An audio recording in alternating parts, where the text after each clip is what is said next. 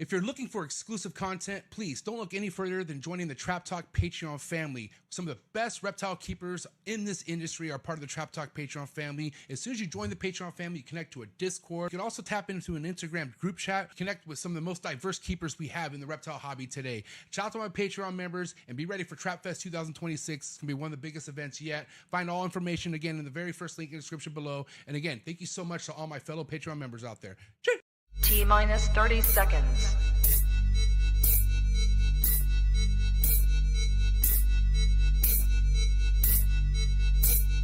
T-minus 20 seconds.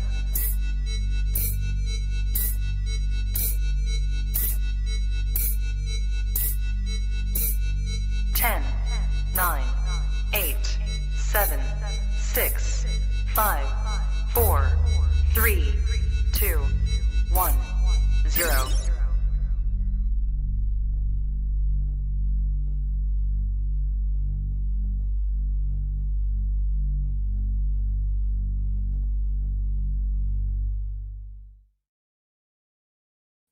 Trap Talk Reptile Network, coolest reptile network in the world. Welcome to episode 794. This is New Breed on the Block recap episode. My favorite couple out of Europe, Devin and Teresa from Prague Morphs in the building. Excited to talk to these two. I think all year I've been planning to bring these guys on and about to get to it. But if this is your first time listening, do me a favor. If you're enjoying these episodes, hit that like button, hit that subscribe button, hit that notification bell, select all. You'll be notified of every single podcast released out of this network, Monday through Sunday, every day of the week. You got a fresh new episode, and you can listen to all these episodes on all major audio platforms. There's Buzzsprout, Apple Podcasts, Spotify, iHeartRadio, all the major ones. So wherever you want to get your podcast fix in, go after it, man. You can listen to all these episodes from start 1 all the way to 794, just shy of 800, man. Big E Top G is not here. And it's my bad, dude. Happy Monday, first and foremost. Definitely had the wrong time on this episode. Had 4 o'clock, should have been 9 a.m. My bad. And Emilio thought we were for sure going to live at 4. He was at the gym mid-set. I blew him up, and he's like, "Give me 10 minutes." That's Big E for you. So he'll be right here. So I'm gonna go ahead and do the intro, get all the shout outs out of the way. Shout out to people who are tapping in, man. I appreciate everyone. And again, sorry, listen. I need a manager. What do you want from me, man? Oh my God. Anyways, shout out to the sponsor. And that's definitely who's here tonight. Prague Morphs out of Europe. Cutting edge, top of the line, ball python projects. Quality is where it matters with these guys. And if you go to Prague Morphs on Instagram, you can see all about their projects, or go to their website, go to their YouTube. You can find all the links in the description below. Also follow them on MORPHMARKET. I know plenty of people getting stuff from these guys all the way from Europe to the United States. And that should say enough, first and foremost. Okay. So a lot to talk about in tonight's episode, but for now, guys, make sure you find all their social media plugs in the description below. Go give them a follow, and thank you so much, Devin and Teresa over at Prague Morphs. Also, this episode is brought to you by KINOVA, Reptiles, and Clutch, the #1 ball python organization app in the game. If you're just now coming into the game, or if you've been in the game, you got to be organized. You got to stay cutting edge. You got to stay looking fresh with Clutch. You can try Clutch out free for 30 days. You can find that link in the description below. Check it out. Shout out to everyone out there using Clutch. It's definitely the truth, man. It's the future. It's what we got going on. So thank you so much, Clutch, and the entire Clutch team. Also, this episode is brought to you by PHENOME Genetics. A lot of exciting things coming from PHENOME. If you guys want, I would definitely go check out all the updated shed testing that they have going on. My biggest one is definitely the chondro sex shed testing. And I'm hearing there's other new shed testing that's going to be released with chondros in the near future. So much exciting stuff. But yeah, man, other than chondros, other species being taken care of with PHENOME. You can find the website in the description below. And I have a lot of sheds to turn in with PHENOME, man. I think I have just shy of 30 chondro sheds to find out what their sex is. And I even got adults that I want confirmation on them being females or whatnot. So yeah, man, thank you so much, PHENOME, for making my dream come true with the shed testing. It's so cool to just know for a fact I have a male or female, because these things could throw you for a loop, man. I'm not gonna lie. I've waited 2 years or longer thinking I had a male or female, and then boom, the opposite. So again, thank you so much, Jeffrey and Josh and the entire PHENOME team, for everything that you guys do. And then, okay, of course, also this episode is brought to you by Focus Cube Habitats, #1 PVC design enclosures in the game. Everything you see behind me are 3x2x2 enclosures by Stephen Ashley over at Focus Cube Habitats. Make sure you go to focuscubehabitats.com, where you can select from 30 plus different enclosures. My room fully decked out in Focus Cube Habitat enclosures, and there's more to Thank you so much, Focus Cube Habitats, for everything that you do. Cannot forget the show that's coming up August 1st and 2nd. Bob Vu's very own Southeast Reptile Expo, the largest reptile expo in Georgia, happening this coming August 1st and 2nd. I'm going to be there in attendance. I'm actually going to be vending. Last minute decision, but Bob's like, MJ, do you want just a table? We can figure it out. I'm like, dude, yeah, why not? You know, my boy Big E Top G is going to be there. Carly's going to be there. So I'm going to be right there next to them. That way I don't have to be so like glued to my table. I could go do my thing. And I know my big dog got me covered and Carly has me covered because she's just like, you know, Carly's gangster like that. So yes, Southeast Reptile Expo. Go to southeastreptileexpo.com, get your tickets, get information, make sure you book your hotels, and be ready because it's going to be one fun show to attend. A lot of quality vendors there. Like I said, Big E Top G and Carly. Whew, you got quality ball pythons and you got quality chondros all in the same area. So, and not to mention Trap Talk. Woo! Let's go. And here he is. Big E Top G, misinformed. My bad, dog. And straight from the gym too. I knew. I was like, yo, this guy's mid-set and he's just finding out about Trap Talk because I fucked up and you hauled ass home and you're here. Thank God. No, well, I was eating breakfast, but oh shit. I also remembered that it's Europe. Yeah. The podcast, and it said live in 11 hours. That was my bad. So I was like, okay, I'm good. I did that to Devin on the very first episode we did. That poor kid, man, and he was fucking. It was like 3 a.m. and then, I was like, I'm never doing this again. I remembered also that they had come on with us at night. So I mean, you know. Yeah. So anyway, what's up, big dog? Everything's good. Everything's good, man. Yeah. Your gains are looking good. I mean, yeah. I lost a little. I went on this trip where I'm losing a little bit of body fat, lost some weight, and now I lost a little bit of power, but I'm good. Yeah, you're good. It's crazy how a trip could throw you off like that, huh? No, it's not only that. The body fat loss, I think that affects my power automatically. Well, yeah. I mean, big boys lift heavy. You know what I mean? Yeah. So it is what it is. It's all good. Yeah. But you're not that far off from your strength. Like, you mean? No. It's just, if you know how it is. It messes with you. I know how you are. Yes. Yeah, anyways, so good to have you back, bro. Let's see, anything eventful happened over the last week with you? What's going on? You've been back, right? I can't remember. We've done it. Yeah, we did a show with Double J last week, so you've been back. Yeah, well, I got 3 clutches to put away today. Everything's good. Everything's going. Everything's What up with that TG ovulation? Whew. I'm really happy with that. That's one of those you know how there's a female that you just like on her and on her and on her and on her. That's that girl this year for me. It sounds like my wife for me. I'm on her. Huh? That sounds like my wife to me. I'm just always on her. There's a few girls like that, right? Yeah. Puzzle Hypo, the Exantic Clown that I'm breeding, but the TG, I was on her, and yeah. Well, who did she pair up to? I bred her to my Exantic Clowns. So you know me. I want my lineage with my lineage TG, my lineage Exantic Clown. So that'll be a full clutch of Exantic double heads for Hypo Clown that I'm really happy about. So you'll make visual Exantics that are 100% double head. Yes. Okay. Hypo Clown, yeah. Damn, dog. Let me get a piece of that, dog. God damn, dog. We'll see, I'm hoping for 7 eggs. You know, if we're lucky. There could be wait, is it Exantic to Exantic? So they'll all be Exantic, right? Okay. Damn. And 100% double head Hypo Clown. So any incomplete dominance in there, or is it just no, okay. It's just great for now. That pairing, you know, down the road could make an animal like the one that Justin got from Taiwan. So okay. Well, actually, no, that had DG in it. That had DG in it, but that's the long-term goal. Yeah. You're gonna make better stuff than Justin, bro. I'm not even tripping. Justin. What does he do anyways? I'm just kidding. All right, man. Listen, I'm glad you're here. Very stoked. Let's get these 2 on the screen with us. You ready or what? Yeah. Shout out to everyone tapping in, man. I like these morning shows. Appreciate your guys' dedication. All my V Unit members in the building, all the trappers in the building, and shout out to all the other viewers all around the world. But it's that time. Do what you gotta do to get your mind right, and do what you gotta do to stay hydrated. This is episode 794, New Breed on the Block recap episode, Prague Morphs. Let's go. Gee.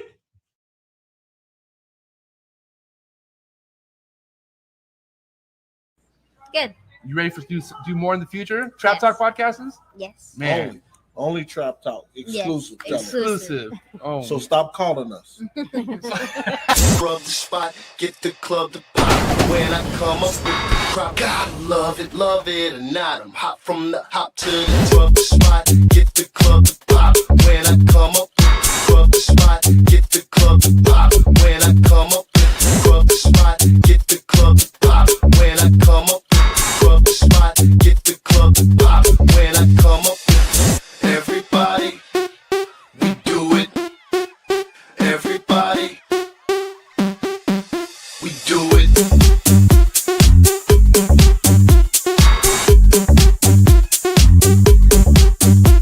Do it.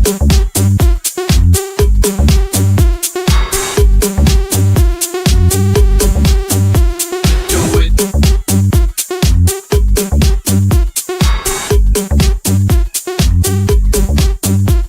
Do it.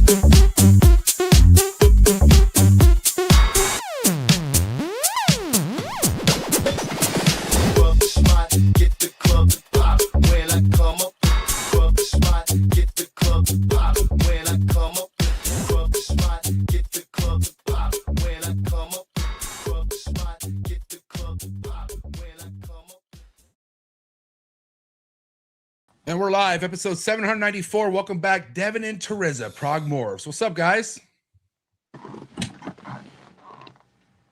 Tell me your Hey, can you actually hear us? Because our connection's not amazing. Yeah, we can hear you. Is there a lag? Can you Is it hear us? good? Yeah, I think there's a lag though, because let's see. Can you hear us? Yeah, there's a lag. Come on out and come right back. Yeah, in. we can hear you for sure. Yeah, but there's like I think there's like a 10-second Oh my lag. God. Let Come us back just in. restart it. Yeah, we will. Yeah. Didn't mean to cut them off, but I'm like, there's no point of just sitting here. Like, let's exit out and come right back in. Me though, you could hear us, right? Yeah. Okay. StreamYard, I pay you a lot. I'm going to rant about StreamYard. StreamYard, I pay you a lot of money every year. Can we please figure out this connection situation? I would really appreciate it. I don't know if this is StreamYard's fault though. Sometimes all the way from Europe could be a little bit dicey, but then you have issues sometimes when I take people out, you don't hear me. Mm-hmm. Lately, it's been worse, right? Yeah, lately. Let's see. Hey, I think we're Is it here. working? it's all good. Yeah, we're here. We're good. We're good. Hi guys. Man, Welcome back. we're on our last leg living in this apartment, and the internet's like one of the last things that doesn't want to work now. So You guys are almost into the new place, or what's your deal? yeah, so the snakes have been there since December, but we're moving in 2, 3, hopefully Should have less been a weeks. week. No, it's Should have 2 been a weeks. week, yeah, but the delays never Yeah, stop, man. we'll see. What's been the delay? Doors. Yeah, doors for inside. Oh. Yeah, they got Got stuck you. somewhere, and now we're just waiting for them to put them in, and then we can move. Yeah, and Debbie, you don't know how to install doors, bro? Come on. Man, I'm one of the That's what I've been worst. saying. I'm one of the worst guys ever with a pair of tools. Me too. I'm not. I said that trolling, by the way. Go ahead. Man, like snakes even like made me learn how to use some of this stuff just because even like buying racks was out of my like comfort zone when I started, you know. What were you gonna say, Emilio? It's just we want it done right. At the end of the day, we Yeah. specialties, right? And we get comfortable with those specialties. If we're not a specialist at something, I mean, I don't want to do it. I'm the same way. Man, I would almost always rather hire someone who's better than me at something than do it myself. Almost always. I'm not even comfortable hanging shit. Like I don't, because if it's not straight and across, I'm gonna be so frustrated. And then next thing you know, there's 7 holes in the wall, and I'm just like, I'm done. You know what I mean? And so literally, Lily, my wife, she does all the IKEA building, all that stuff. I just say, babe, if I do it, Yeah, we're her gonna have- too. I'm gonna break it. Like I will break it somehow. And she's like, just go away. And I'm like, thank God. And so, yeah, man, shout out to all the real ones out there, all the real wives. But good to have you here, Teresa. I can't remind me. You've been on this show before, right?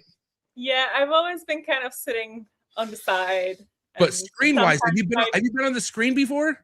I think I popped in a few times. But she maybe. wasn't sitting in a whole Yeah. episode with me before. Yeah. Yeah. I'm not Okay. sure. Maybe. Good, because I saw you on an episode and I got a little bit in my feelings. I'm like, wait a minute, I don't think I've had Teresa like this other person has them, and I want a Devin and Teresa episode. You know what I mean? You guys are a team. Yeah. Yeah, we work together, sister Apart, but together now. Yeah. Yeah. How's it been? How's it been, guys? It's been great. It's better that she's Now we don't fight about pairings. He just gives me stuff to Yeah. test. Okay. Yeah, Yeah. now Now we have it's everything. awesome. Now that we have everything in house, I mean, this is going to be our first season really taking advantage of it because first of all, we're like 5 months behind where we were last season. Yesterday was the 11th clutch laid, and I think this exact same time last year was like clutch 50. So we don't even have anything hatched yet, and last year we already had stuff hatched. But this will be the first year where like things are separated from before they even shed. First shed tested, results, morph market done.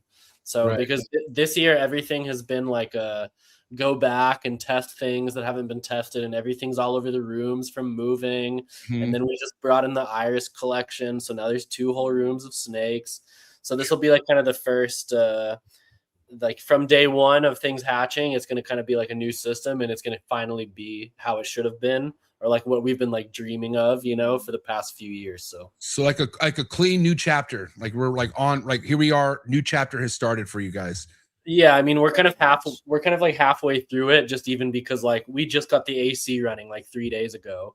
So a week ago, I guess. But prior to that, it was like 88 degrees in our snake rooms, you know? So now we finally have like some control over the environment. So even though we're late, it'll be kind of like, you know, from the end of August, beginning of September, it's going to completely be fresh. And it's going to be kind of nice to see like, you know, how numbers change and how much of a difference things are making now that we have a professional setup.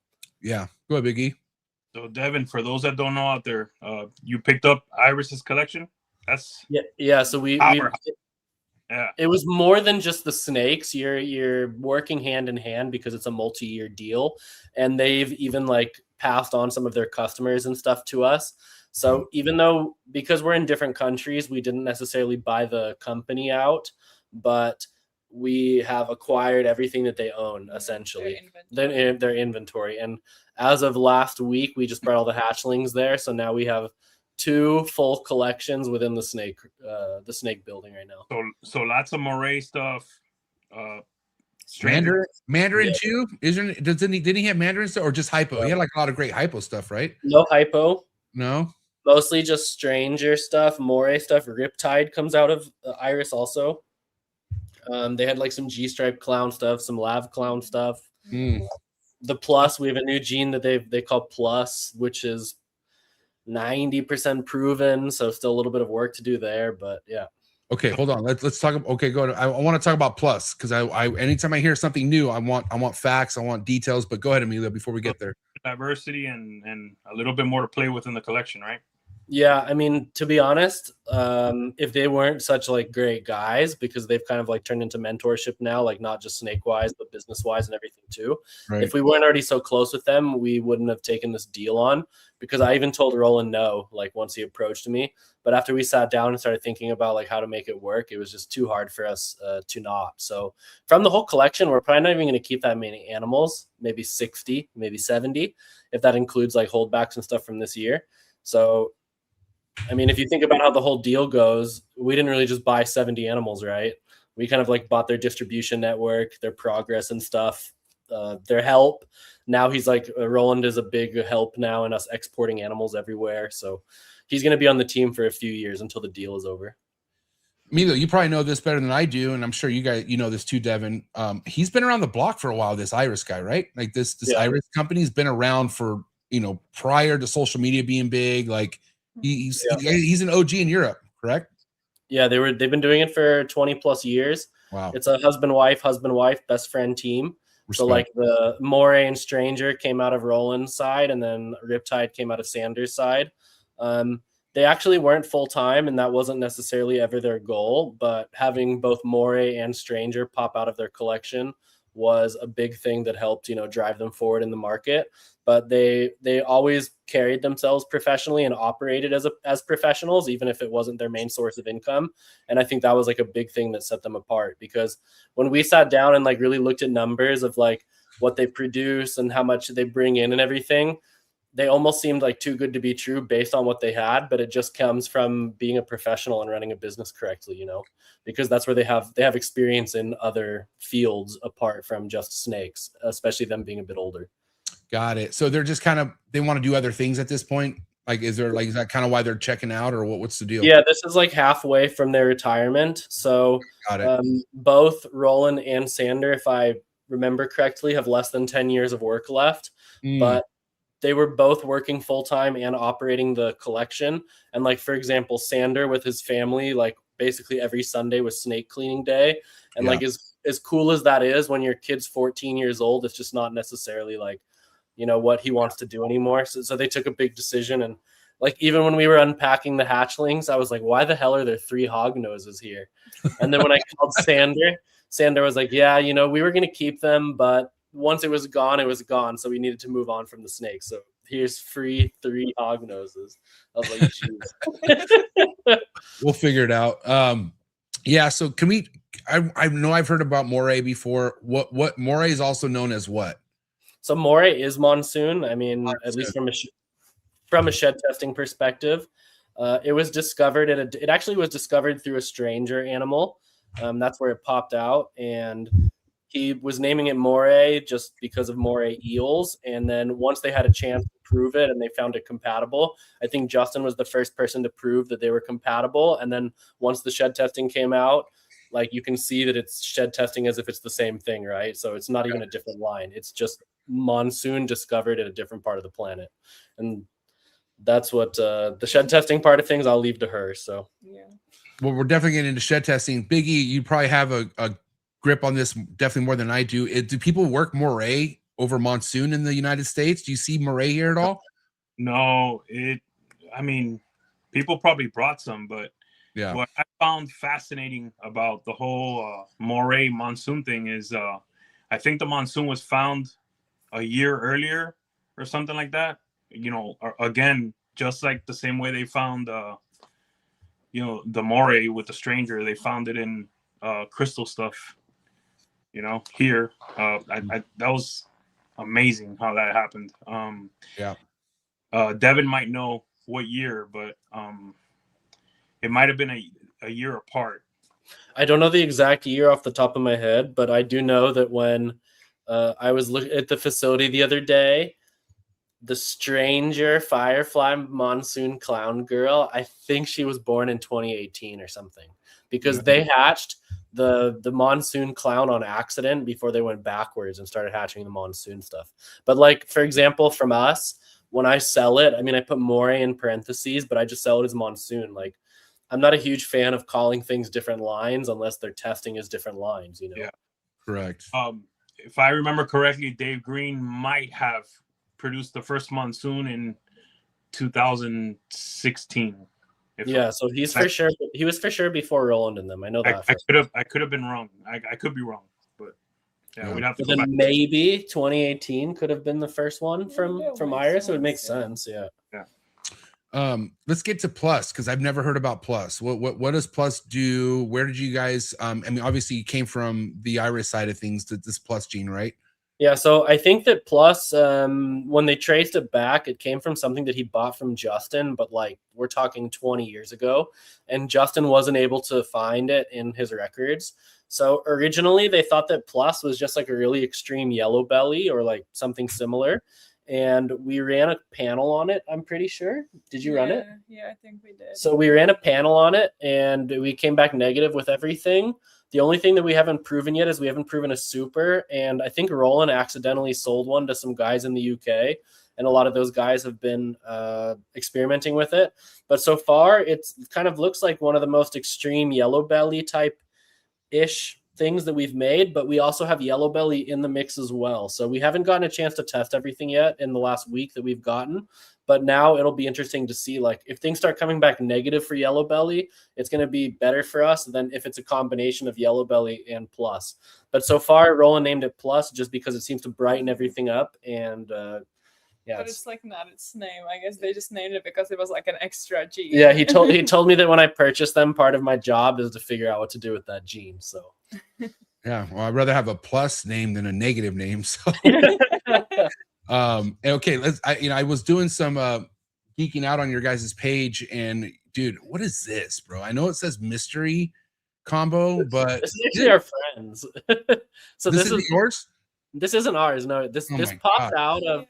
We took this in at a show. Yeah, we took this at a show. It's from our friend designer Morphs. Yeah, I know. I know. From Germany. Yeah. And Dennis bought a fire redhead het clown from Pro Herper, and this popped out of it. So I actually have the brother of his snake, but my redhead fire clown doesn't produce this. I think he also ran a panel on it. Yeah. And also, but the only thing it came back was for like Enchi or something, Yeah. right? It was.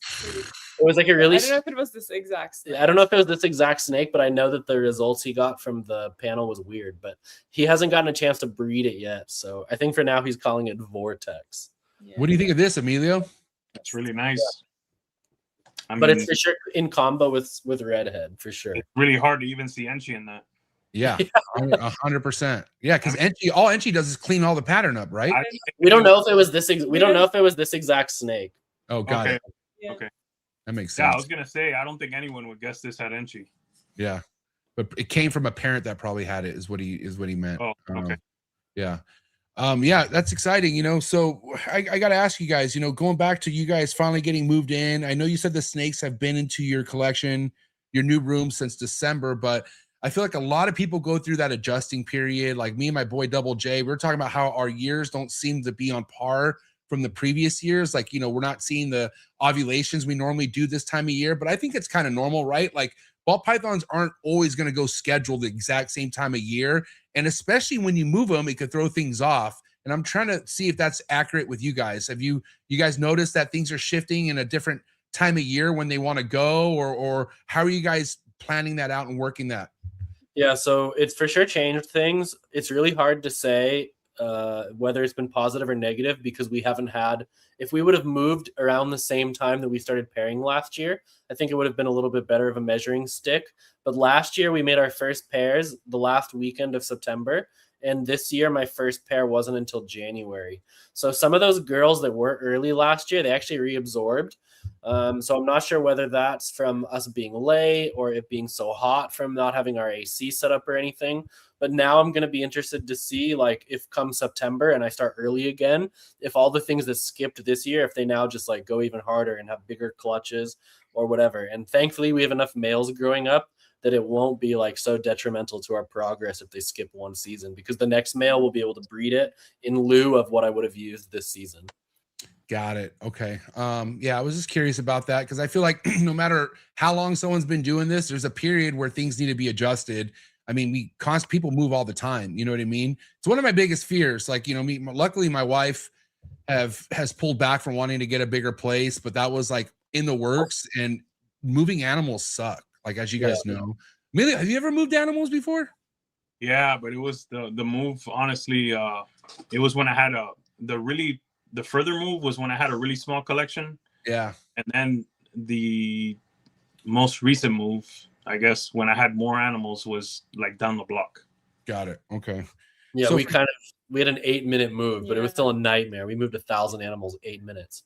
Yeah, and dude, it doesn't matter how, like, if it could be the next house over and it's a different area, like it's like the rooms are different, the smell's different. I mean, I only moved 10 minutes away from my other house, and I brought them into a garage that was converted into a snake room. And so it was like a brand new room, with a brand new, like, you got drywall that's new, everything that just has a different smell to it. My humidity was terrible for a while until I figured out getting humidifiers. So adjusting is something everyone should be ready for once it's time, because it could throw you in for a loop for sure.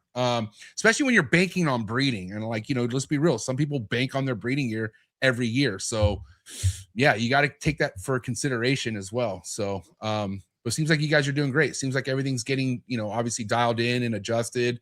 We just got to get you out of that apartment and you guys will be happy. And I'm actually running the collections in 2 different ways for a little bit of experimenting. Okay. So the iris collection doesn't have any belly heat running at all. I have the whole room on just ambient temperatures, and then I have my room with ambient temperatures and the AC. Now there's space in between the rooms, so they do share temperatures a little bit, but the iris room is between like 84 and 85, and now my room is like 78 to 80.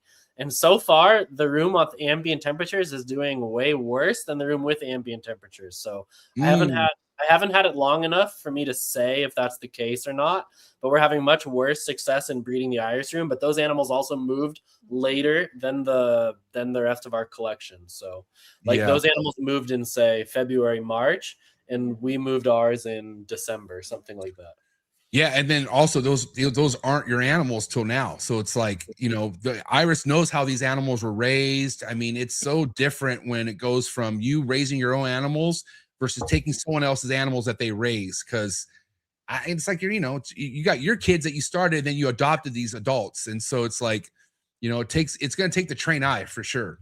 Yeah, well, thankfully we got to move all the racks and everything, but now it's kind of funny because we have like the old school clear racks on Lignocell collection, and then we have like ours on the dark racks on the Coco.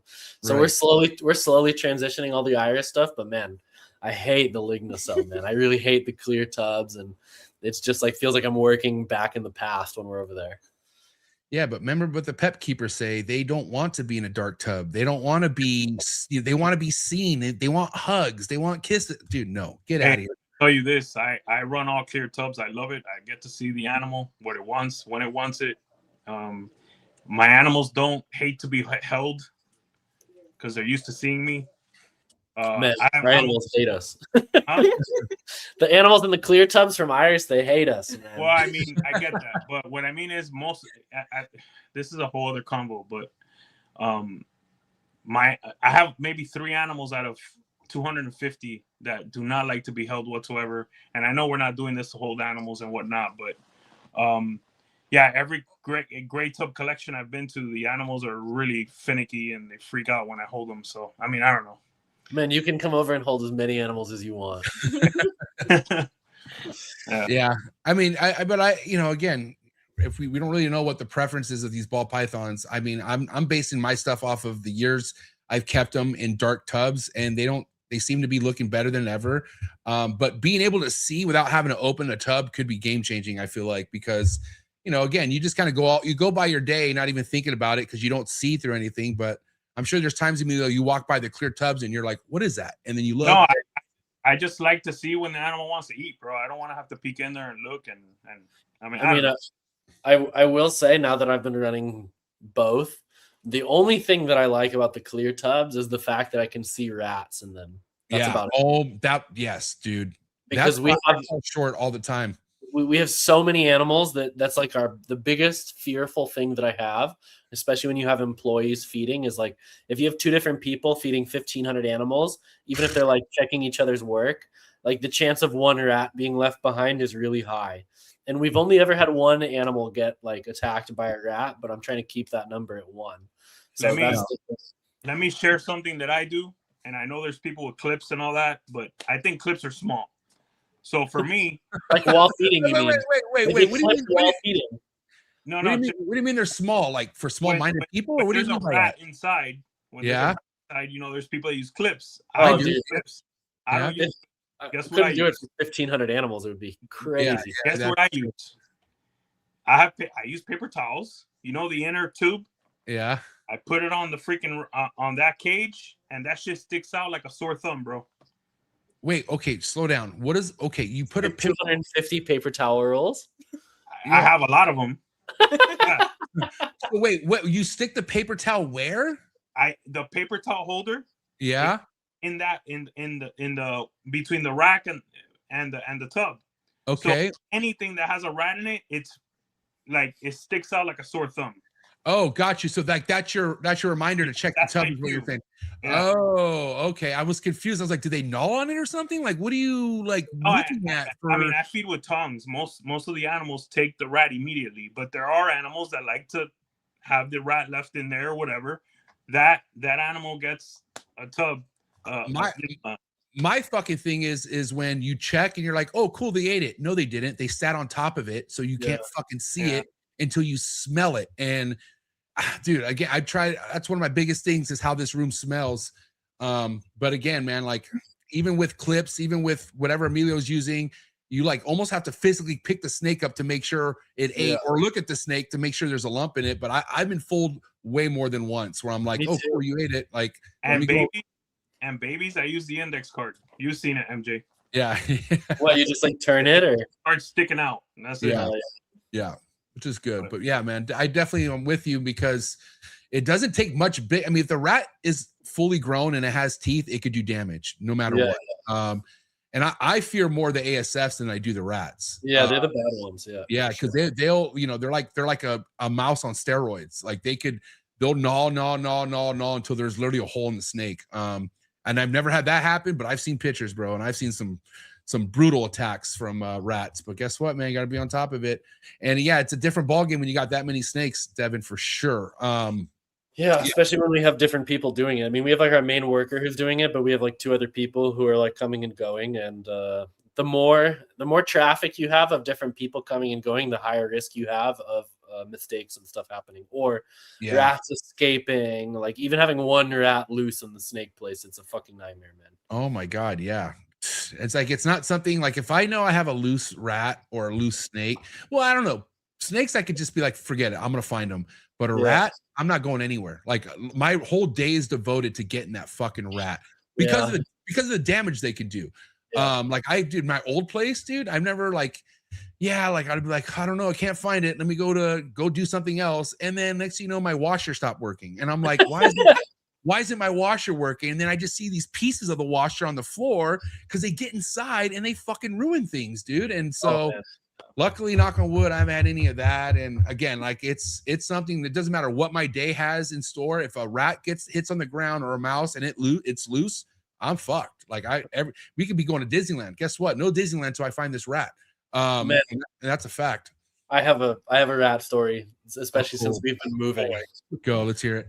Man, so we live 8 minutes from where the facility is, and we had to move everything, right? Rats and everything. And nobody wanted to move the rats because they smell bad. So I got the job of moving the rats. And I came back later tonight, and I was sitting in the car, and I heard something, and I opened the glove box, and there was a fucking rat in the glove box. Oh, my God. I have a picture of it, too. It's not the best picture because It's like an artwork. it's like, for whatever reason, my brain thought it was trapped. I was like, oh, I'll just take a nice picture of it, and then I'll pick the rat up. So I took my phone out and took a picture of it, and it disappeared into the steering column.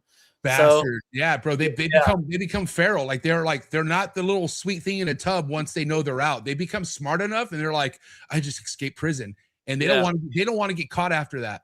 So So then of course I asked around to all my snake friends, and everyone had different methods of getting it out. So first they're like, oh, just leave the doors open at the build at the facility. There's enough wild cats, or it'll just like come out. So I took some rat food and I put it like on the floor next to the car and kept the doors open.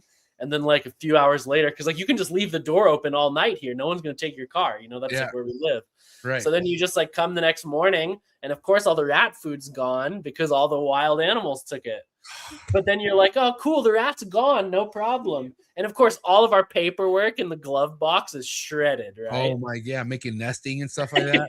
Oh my God. So of course, so then like I was positive it was gone, and then I get a text from my worker, like in check. It was you. She's like, the rat's still in there. She could like hear it while she was driving around.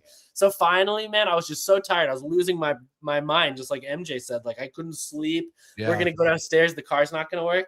So I put some food in the glove box, and I was like, all right, I'm just going to sneak up on the car, tear the fucking door open. And then finally I got it and sent a picture, and everyone was like, hell yeah. But it was like 3 days it lived in our steering wheel column. It was more like a week. Maybe more like a week, yeah.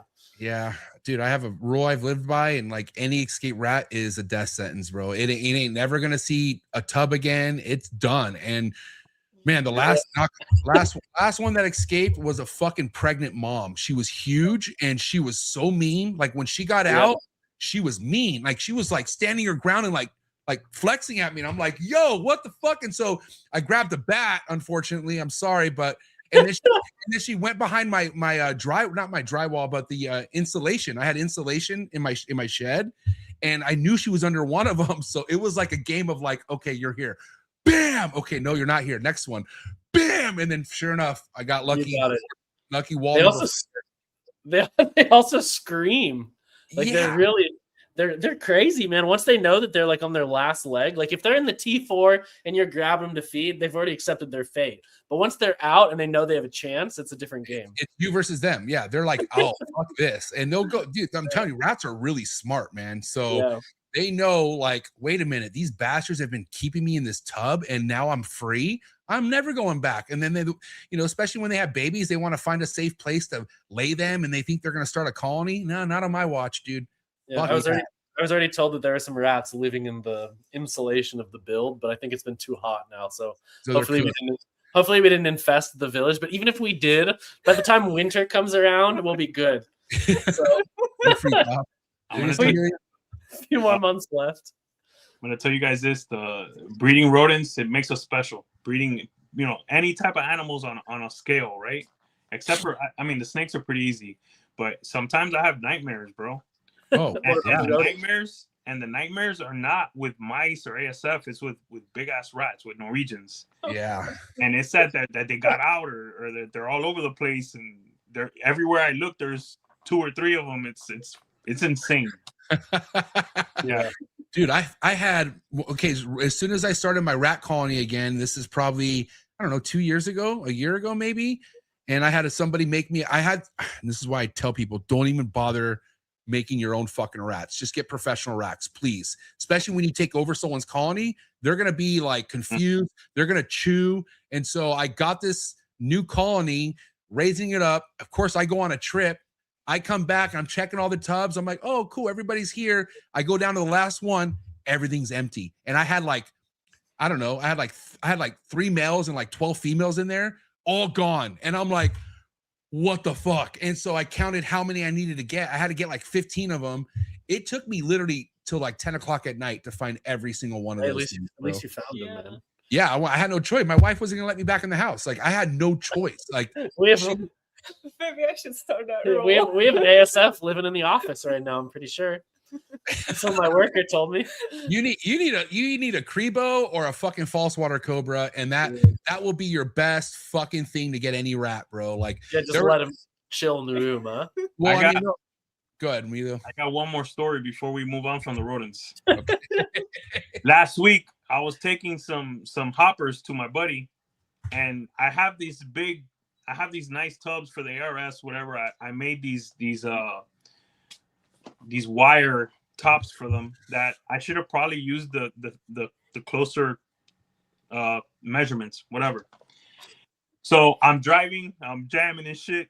I'm listening to some shit, jamming. I look in the rear view and I see a little hopper on the top of my fucking the back seat of the truck.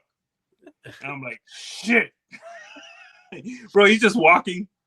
That's the rodent breeder's life, bro. Yeah, I got him. It sure is. So you guys obviously breed enough to feed everything. Like you guys have a good.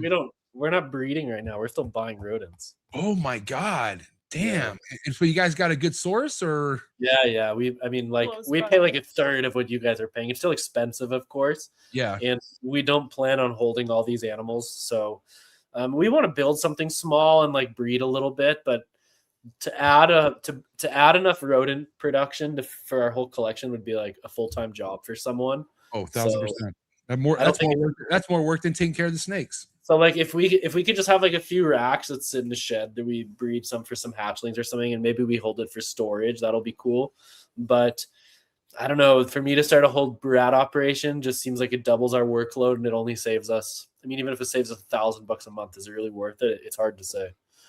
Yeah, I mean, I initially was doing the rodents just so I could have baby food whenever I want, which is good. But then I was like, well, fuck, man, like I'm not happy out, because right here, not only do prices go out through the window, but no matter who you get rodents from, you pay for smalls and half of them are weans. And it's like, dude, like these are under 45 grams. And again, you can't bitch to them because guess what? They're like, well, I'm not going to give you rats. So it's like, you get what you can get. And I hate paying for something that is not what I paid for. And dude, like I have to get mediums, and I'm like, I'm scared to get mediums that are barely smalls. Because again, the mediums are for my adult females that are breeding. And the reason why they need mediums is because they're breeding. So it's like, if I don't get the size I need, you're going to fuck up my breeding season. So I'm full blown just breeding rats to where I could feed everything I want, and it's easy and not excuse me, it's okay until like you need the consistency of mediums and smalls, because if you don't have a good system, you run out of those pretty quickly. And that's out, right? Yeah. Especially with ASFs, because ASFs don't grow as quick as rats. Mhm. And if it was up to me, I would have nothing but ASFs, but I have some species that need something closer to the medium large size, like the emeralds and whatnot. But dude, that's what kind of determines your longevity in this game, is how your rodent game is. Like if you got a good solid source and it's consistent and he hooks you up with the proper size, then you're in a good place. And you don't have that, you better be able to breed your own, because you're gonna be just running around in circles. You know what I mean? Lucky to have a good source. Yeah, I think we are lucky to have a good source, and thankfully we have the other guys that live in close proximity to us, so they just deliver to all of us at the same time. Yeah. What are you gonna say, Emilio? So you're breeding some and buying some? Not yet, no breeding at all, man. We still have the rest of the place to finish, and then after that, depending on where funds are and everything, we'll see if we build a little rodent shed or not. I'm with MJ. I primarily started to be able to feed the babies whenever the hell I wanted. Yeah. And also to protect my business from shortages, someone else, right? Shortages, any issues, price hikes. So yeah, I buy the big stuff, and all my small stuff I feed. Produce yourself. Yeah. The ex breeder mice are great for breeding season when I want to get rid of those, and it's great, and it's turned into me also making money off of the mice, so it's really good. But it's work, huh, Emilio? Oh yeah. I'm in the process now of, I have someone that comes to help me part-time. Bosa. Shout to Bosa. Yeah, Bosa, and then if long term, I want him to be my first full employee. We'll see what happens. Well, good luck, man. I mean, the rodents, in my opinion, is one of the easiest cash flow entrants into the hobby. It's just some of the hardest work. Oh yeah. Sure. And he's in Southern Florida. It's like everybody needs rodents down there. Are you kidding me? Man, the Florida animal game and exotic animal game, just every time we meet someone or another breed or something, it's just on a different level than what it is. Yeah. That's the mecca, bro. Are you kidding me? Like so many of these guys we meet that have ball pythons, they just have like so many other side projects that are just like, oh, we have 112 sulcatas in the backyard. We have the monitor enclosures. Yeah, sure. I'm good. We don't have that. We don't have that here. We don't have the climate for it. Nah. Dude, alpacas are way cooler anyways, guys. So just stick to that. We're loving our alpacas. We already separated our male, by the way. Oh, what was he going crazy or what happened? Only after he got a haircut. Oh, really? He got brave.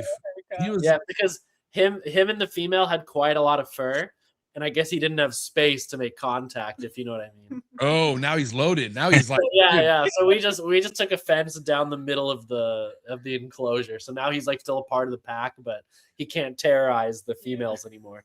I'm not gonna lie, a little TMI, but when I have space down there, I'm excited. I'm just like, where's my wife at? Like, I'm fresh. You know what I mean? So I don't blame that little dude. I really don't. And Teresa's brother was in charge when he got the haircut, so he got a mullet. And then after he got a mullet, he went crazy. So. Yeah.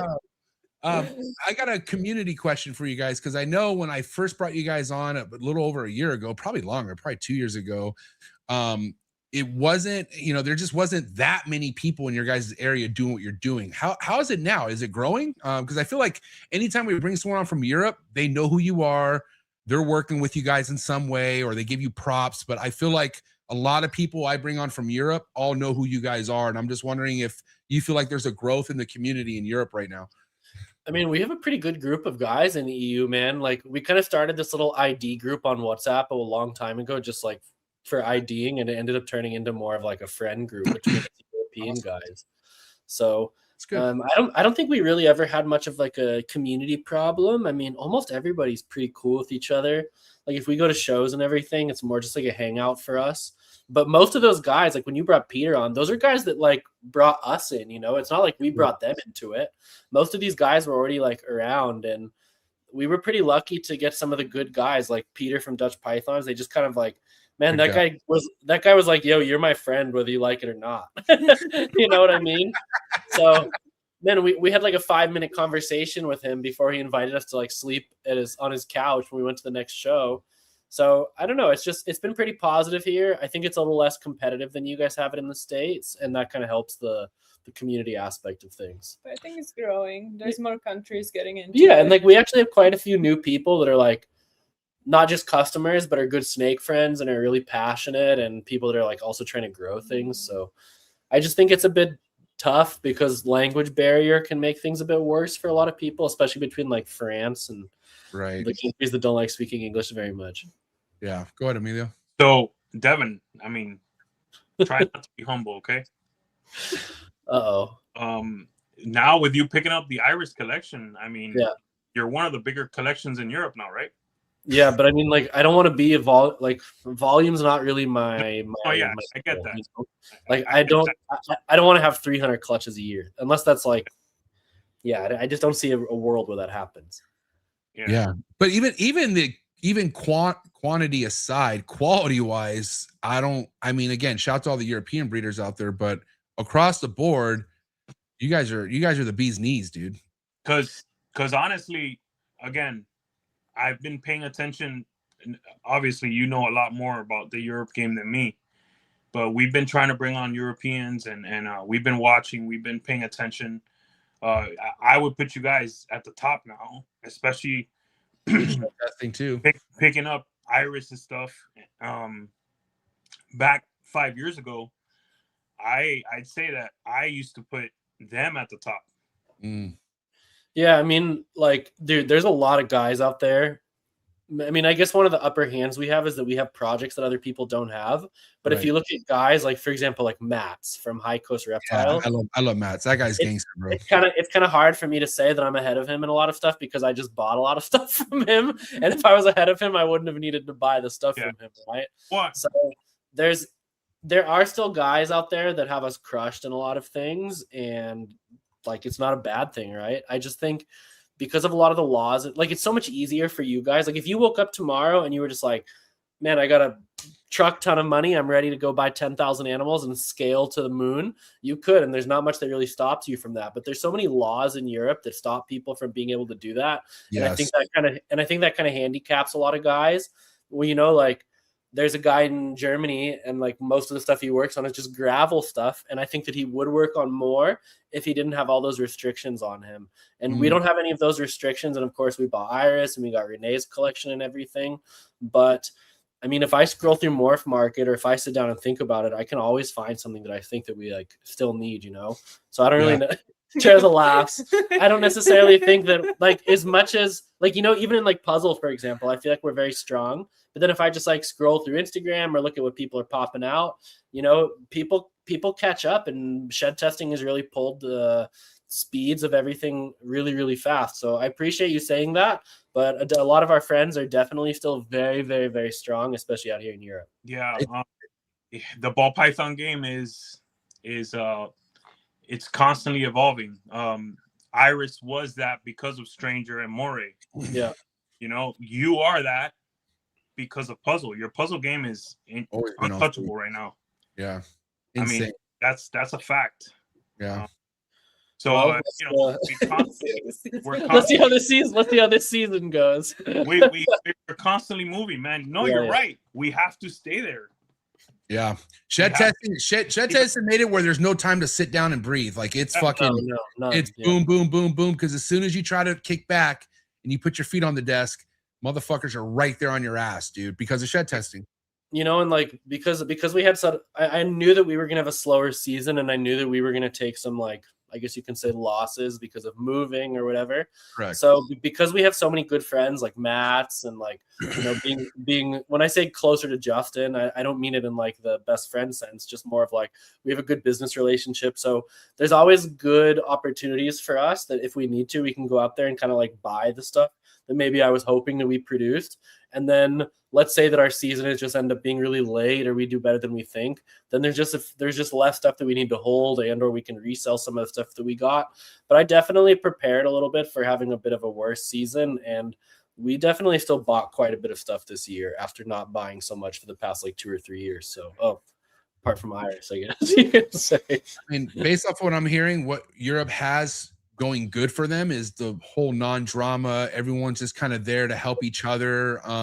which comes to not having so many people doing it, because more people, more problems. And more that, competition. and yeah, more competition. We see what that does here in the United States. I mean, there's something new, dramatic in every sense all the time here in the ball python game, but it's just part of human nature. And again, not everyone likes to see others do good, which is always crazy to me, because in this hobby, anyone who's doing good makes us all look good.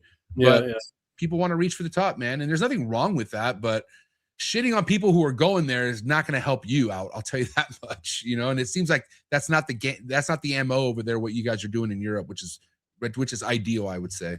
No, I mean, of course it still exists, especially within like the smaller communities. I'm sure if you like bring on a guy from France and ask him about like the internal French stuff, there's going to be more than like the overall European stuff. But in general, like, yeah, I also think it's because so many of the European guys aren't necessarily doing it to try to be professional. And I think that in the States, you guys have a lot more, like I hear it from my customers in the States more like, hey man, I'd love to do this full time, or like, what do you think I should invest in if I want to make such and such? And I don't get those questions as much from the European guys. The European guys are more just like, yo, that's a fucking awesome snake. How much do you want for it? So I think that's also a big difference too. I don't know about you, Emilio. I don't know who I've talked to in the last 2 years that say they want to do ball pythons full time. I mean, I'm sure it's out there, but to me, you say that to me, I'm going to be like, you need to go see a counselor. I think that talk needs to really chill. I think it has, but even more. I mean, it has, but obviously Devin's hearing it with his customers, and I mean, go ahead with Devin. Like, it's just, you see it in the younger guys more, you know, and I don't think that's a bad thing. No, it's good. You know, like if I had 55-year-old guys hitting me up telling me that his dream is to quit his corporate job and do this, then I think it's a little bit of a worse thing. But if, you know, the big thing that I always tell the young guys is like, man, if you're 23 years old, you got the next 10 years to go out there and produce quintuple hets and make 50% pos het everythings and just really build like a strong base. Because I remember when we started and Teresa was asking me why I was going so crazy. It's like, man, I didn't want to be 45 by the time I made my first dollar, you know? And even if you like look at how much we've spent now and building and everything, like I might be 45 by the time we've made our first dollar, but you know, we have assets now and we have our own property and everything. So it's hard to complain, right? No, I hear you. How old are you, Devin? I don't want to put you I don't know. How old do you think I am? 36, 35. Nah, I turned 35 in October. Yeah. Nice, dude. Perfect. Yeah. Oh, you're good. And Teresa, you're what, 23, 24? Yeah, you got it. No, I'm 31. 31? Oh, yeah. So you're my wife's age. My wife just turned 32. So I will tell you one thing, you know, normally growing up as a kid, I tell Emilio this all the time, like in the 90s, 40-year-olds, late 30s, they came off way older. Yeah. They are now. I mean, Emilio, I always fucking throw out his age out there, and I don't think it's legit because how well he takes care of himself. But if you would, that doesn't make sense to me, dude. I'm sorry, but is he? Are you 46? Mm-hmm. Nice. Yeah. I've heard you guys talk about it before, so I've cheated a little bit. Yeah. And he's a grandpa. I hate to throw that out there as well, but that's a good thing to be proud of. I mean, he's a fucking grandpa too, dude. 2.5 months old, bro. Yeah, but like, man, look at you. You're going to the gym. You're shooting for the stars. These things to me, as a guy who's only 35, I look up to the guys who are not like, oh, shit's over and I'm 48 and my health's going down and all this stuff. So I look up to those guys too, you know. So. Dude, we got to take care of ourselves, man, so we could continue to do well. Yeah, and I think produce. I think the like 30-year-old guys now have kind of woken up a bit more and have been like, yo, we need to start exercising now. Otherwise, by the time we're 40, we're all going to be fat lards doing nothing with our lives. So, yeah, I mean, if we think about people who got success back in the day in their late 30s or 40s, dude, they were so worn down. They didn't really take care of themselves. I mean, let's talk about like the food aspect of things, like where we didn't know how bad some of this food is that we're putting in our bodies. And again, me growing up, my mom never told me, oh, we got to have organic. Like none of that organic talk was a thing me growing up. I didn't start hearing about that until I was like an adult. And even as an adult, I'm like, I'm not going to pay an extra $1 for bananas. Fuck that shit. But now it's like, dude, you have to pay to stay healthy in this day and age. Like it's not cheap to be healthy, but that's for a reason. They don't want you to live a long life. Like that's what's fucked up. It's like the system out there is built to get you to die before you're 70. And that's fucking insane to me. Like, And Emilio said, man, what we do is so enjoyable. And clearly what we do, so many people would switch lives with us if they can. But what's the point of living this life if we're not taking care of ourselves? Yeah.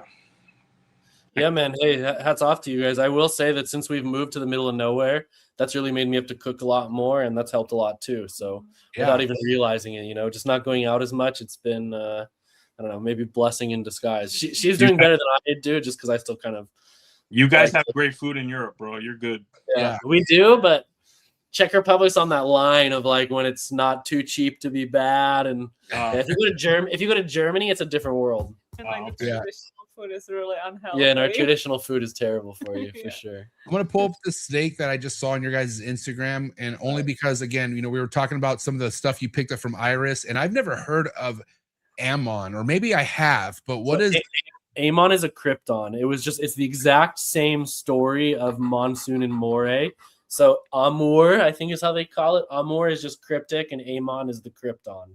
But it tests the same as cryptic and everything. So this gives me hella like puzzle vibes. Even doesn't it? Yeah. We have a BP Cypress hypocrypton from Miguel, and if I show people that animal next to our BP hypo puzzle, they think it's almost they're like, oh, it's just a female of it. So I love it. I think it's a GHI doing that though. I remember that animal. I love it. The one that you're talking about. Man, like if you go through, and I guess by the time anybody comes and visits, most of the adults will be gone. But if someone was to get a chance to go through the Iris collection, you would be shocked at how good they were able to do with not so much crazy power. Like they don't have a multi-million-dollar collection, you know what I mean? But if you just look at like when we got the hatchlings the other day, and I was like looking at the stuff that they produced and like what they plan on holding and everything, you're like, man, it's crazy the quality that you can still produce if you actually sit down and think about, hey, what can these genes do together, instead of just like, hey, what's the most powerful animal that I can make? So that was like not their goal, But again, Iris 20 plus years in the game. That's what happens when you just rely on quality genetics. You don't shoot for the moon in your first year, and you just let this stuff build over time. You're going to hit some amazing stuff if you just let it happen and work good quality, right? Yeah, and I think that Roland told me that through their whole career they spend less than 60 grand on animals. And if you think of that in terms of like the modern day numbers, I mean, I can tell you guys now, we gave them much more than 60 grand for their it's typical for someone to spend that their first year now. Mm-hmm. Yeah, or even just like one order with Justin can be 60K in like 7 clicks. Yeah.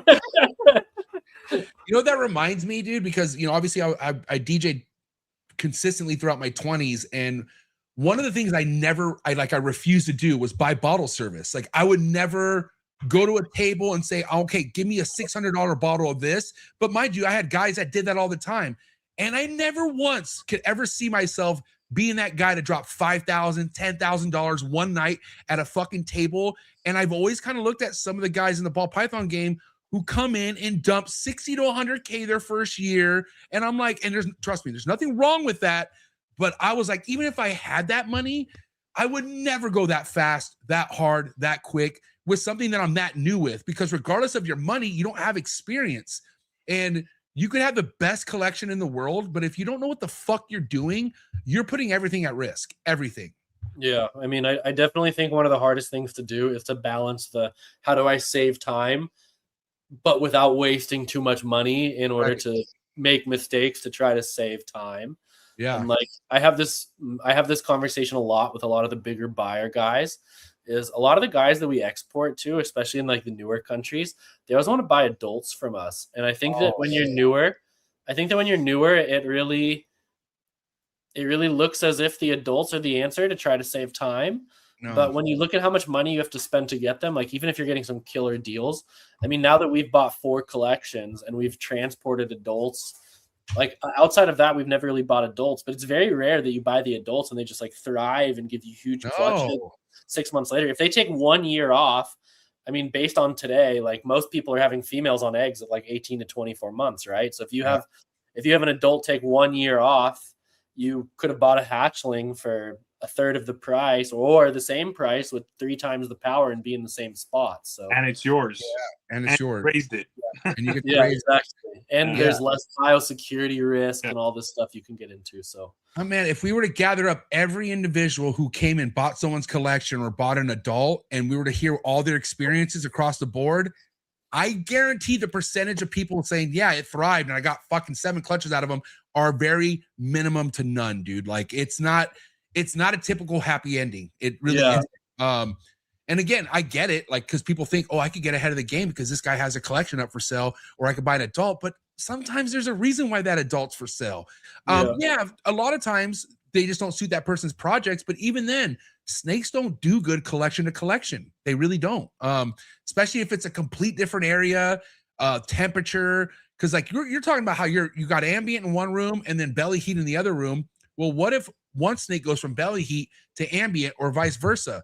Dude, that takes adjusting. And how many of them are actually waiting a year or so to breed it? None. They're trying to breed that thing fucking right away. So what do you think's going to happen? Like, it's never typically a good ending when it comes to that. So yeah, especially now that we've bought 4 collections, the only time that it ever really worked out in our favor is when Renee sold us the collections and the females were already gravid.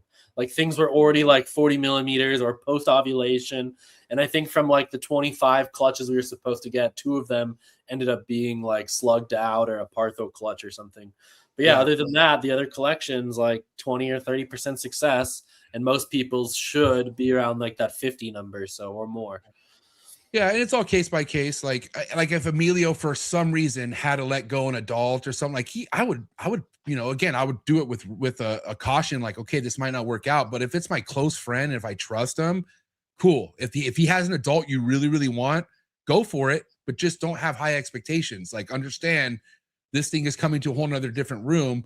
But it shouldn't be a part of someone's game plan. Like, let me go out there and buy all these adults. Like, let me start off my collection by buying adults, because that ain't, oh man, again, to each their own, but it's not, that's a recipe for disaster. I feel like.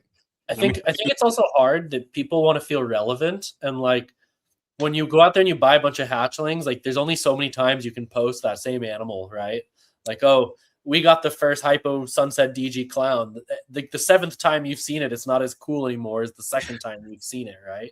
So I think that people really feel like, hey, we need to produce something to be relevant in the game, as opposed to like, hey, let's produce what we like want to produce, or like what our goals are produced to become relevant. So it's tough. We were there. I think longevity. I think longevity is what makes you relevant, not your first year production. Not like, oh, because here's the thing: you can make a fucking Smoking World first, but people forget about it in 1 week. In 1 week, it's like, okay, what else are you doing?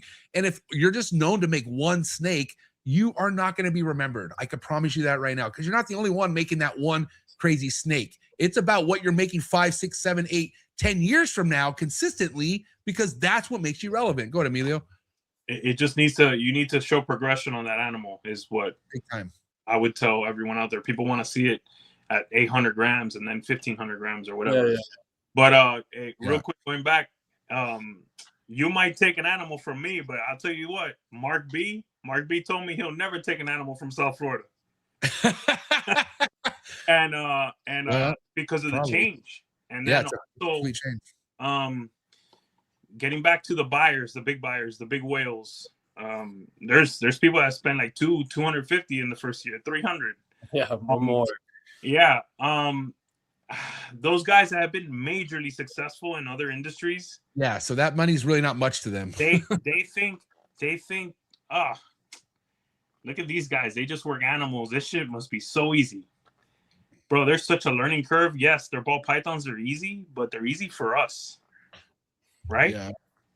I mean, overall. Listen, I don't want to be, I'm going to try to say this in the most polite way, but if you go to a Tinley, you see some of these guys who are these whales that come in, they walk around like, oh, I just dropped 30K with Justin. And then the next Tinley comes around, they're doing the same thing. But it's like, is that all you want to be known for, is spending 60K with Justin? Because I haven't seen shit otherwise. Like, this is my 3rd Tinley. I'm seeing you walk around like you're some badass spending money, and you ain't making shit. So I don't understand that. And again, to each their own, but you could drop all the money you want. It doesn't matter to me, dude. Like, spending money is not a flex to me in this game. Like, it really isn't. It's what you do with it. because when people have a lot of money, it's not hard to spend money. And it's definitely not hard to find someone to take your money in this game. I'll tell you that much. There's people waiting to take your money around here. It's really easy to do. Yeah. So yeah, anyways. Gotta win. I feel bad. I've left her in the shadows the whole time. It's time for us to grill Teresa about her new company. Yeah, let's go. I want to get to it. Because you know, shed testing, I felt like has been a big thing for you guys. Teresa, what do you have to speak on shed testing? Where has it been development wise? Where is it headed? Let's get to it. Well, for us, it's been a lot more, I think, successful than we thought it was gonna be. We started in January, and we didn't expect so many people to come straight to us, you know, and like bigger guys too. So we really appreciate all that. And I actually just got back from Texas like a week ago, and I brought a lot of more tests for ball pythons. We also finally have some tests for boas, colubrids. All right. Nose tests, and one test for retics and one test for blood pythons. So we are definitely trying to go into more species than just ball pythons, but those are still the main priority, of course. We do have a lot of boa people, especially in Germany. So I'm definitely starting to get a lot more customers from that part too. Awesome. So shed testing seems to be a good market over there. I think so. Yeah. It's definitely smaller than it is for you guys just because we have less people. And also I think that the willingness for someone to even spend, say, 40 euros on an animal is, I still think that there's still a few years of learning curve. You guys have more, I guess, like pet levels people that would be more willing to do it than we do here so far. Yeah, I mean, but I think that will eventually catch up to you guys as well. I think once you guys concentrate on the breeder side of things, that pet level stuff will come in right after, I think. Because all this word's going to get around. Like everyone's starting to realize what shed testing's doing, like it is over here. Phenome, somebody who recently came in with shed testing, but they also have these packets that are being sold at like Petco's and like Chewy. And I'm like, holy shit, like if you think about how to grow the game, you got to get people in the pet field to get involved because, yeah, it starts off as a pet. It did for me. And then next thing you know, when I knew there was a breeder world out there, I was like, oh my God, you could breed these things. And then not only that, have like some sort of like documentation to guarantee this or that, which makes everything more fun. I feel like, I mean, the more scientific we could get with things, I think the better for sure. So, but yeah, I think it's awesome. So let me ask you guys this. Are there any things on your radar, morph wise, that you guys really want to tackle shed testing? You know, because I know there's a few things over here that are kind of skeptical, like, you know, red stripes, iffy over here, and some other tests. What's on your guys' agenda of something that you really want to hone down when it comes to shed testing, ball python department wise?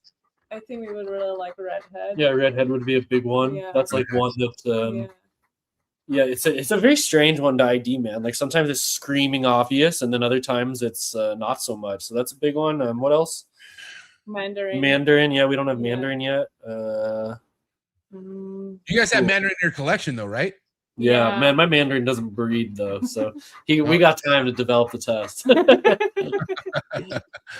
And then let's see. Obviously, puzzles already locked in over there with you guys, right? Yeah.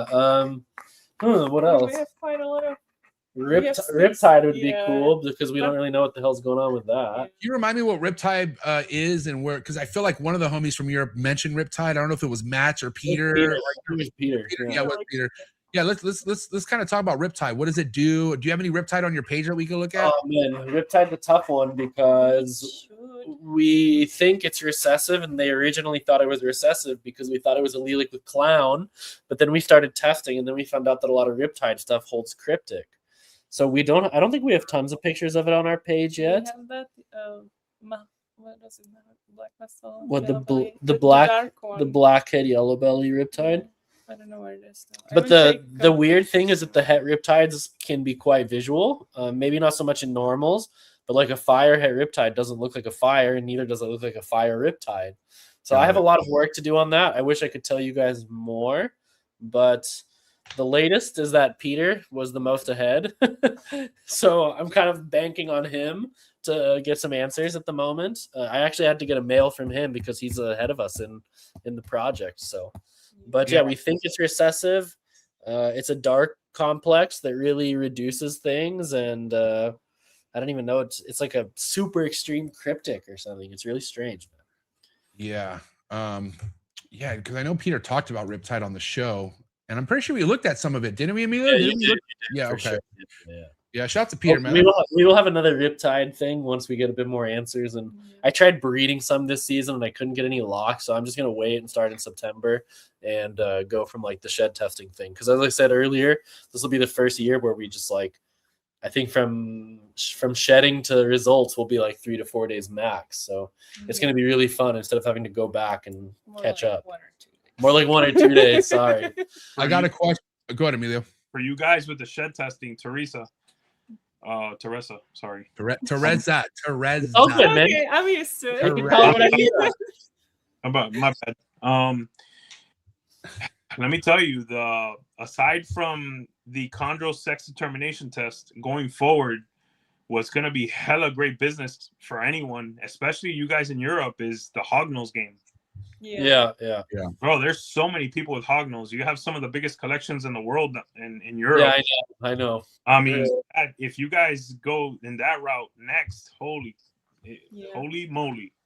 Yeah, we only have a couple tests now, but it's definitely Yeah, now that we're hognose breeders. I don't even know what I have, if I'm honest with you. maybe tested. You're gonna have to test it apparently. Figure it out. Yeah. Do you guys follow Junior from JMG? Follow who? Sorry? Do you follow Jeff from JMG Reptiles? Not sure. Is Please it a do. hognose guy? He's the hognose He's guy. the hognose guy. He's fucking Mr. Hog. Nobody's on this guy's level when it comes to hognoses, and I'm he's scared to even hold my hognoses. That's where I'm at in my hognose journey right now. really, dude. He's so informative. I actually just put out a YouTube Hey, video. what was his name? JMG Reptiles Junior, or he goes by Jeff. Call him Jeff.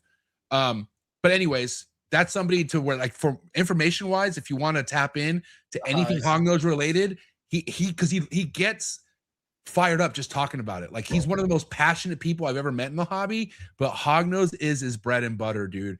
And yeah, definitely fucking reach out to Jeff.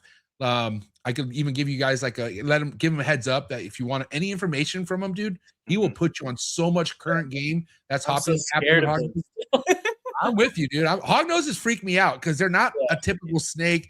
They look like a fucking character out of Mario's Brothers. Like, they don't look normal, but honestly, like, when I see them, I think they're cute. They're just different. Like, God bless the hognose people out there. I'm just I mean, hey man, we'll keep it alive and give it a good life, and maybe it'll go to someone else. We'll see. We had a boa for a while too, and then one of my customers came over and fell in love with her. So I was just like, man, you wanna? I was like, if you can show me you have a good enclosure for this boa, you can have her. And she was like, yeah. and now she has a free boa. I miss my boas. I really do. I have a question, and people are going to think I'm trolling, and I'm really not, because I'm dead ass serious. All right, let's hear it. What are your thoughts, and from what you know, other Europeans' thoughts on Scrambler? Is it being worked over there?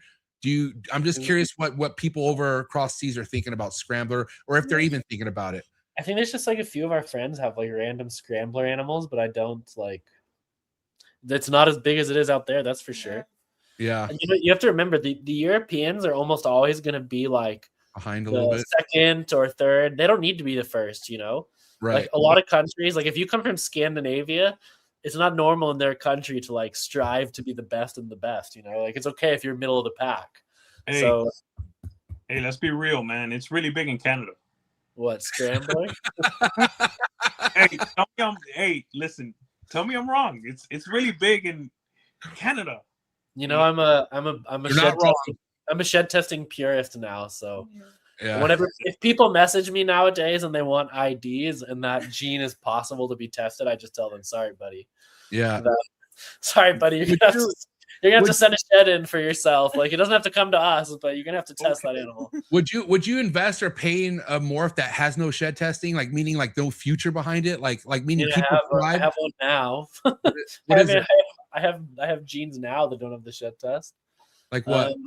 Like the Cosmo stuff we have, of course. Yeah. I don't know. Like, it depends. Something with Cosmos, though. You know what I mean? It depends. Like, I guess the answers vary, and it depends type of thing. Because, like, if I was to buy something from like Antoine from DPR, and it doesn't prove out genetic, it's going to be fine, right? If I buy it from someone that I'm maybe not as close with, and it's really expensive, it's hard to say if that's going to be solved, because we bought some like Czar, this gene called Czar, which ended up being chocolate.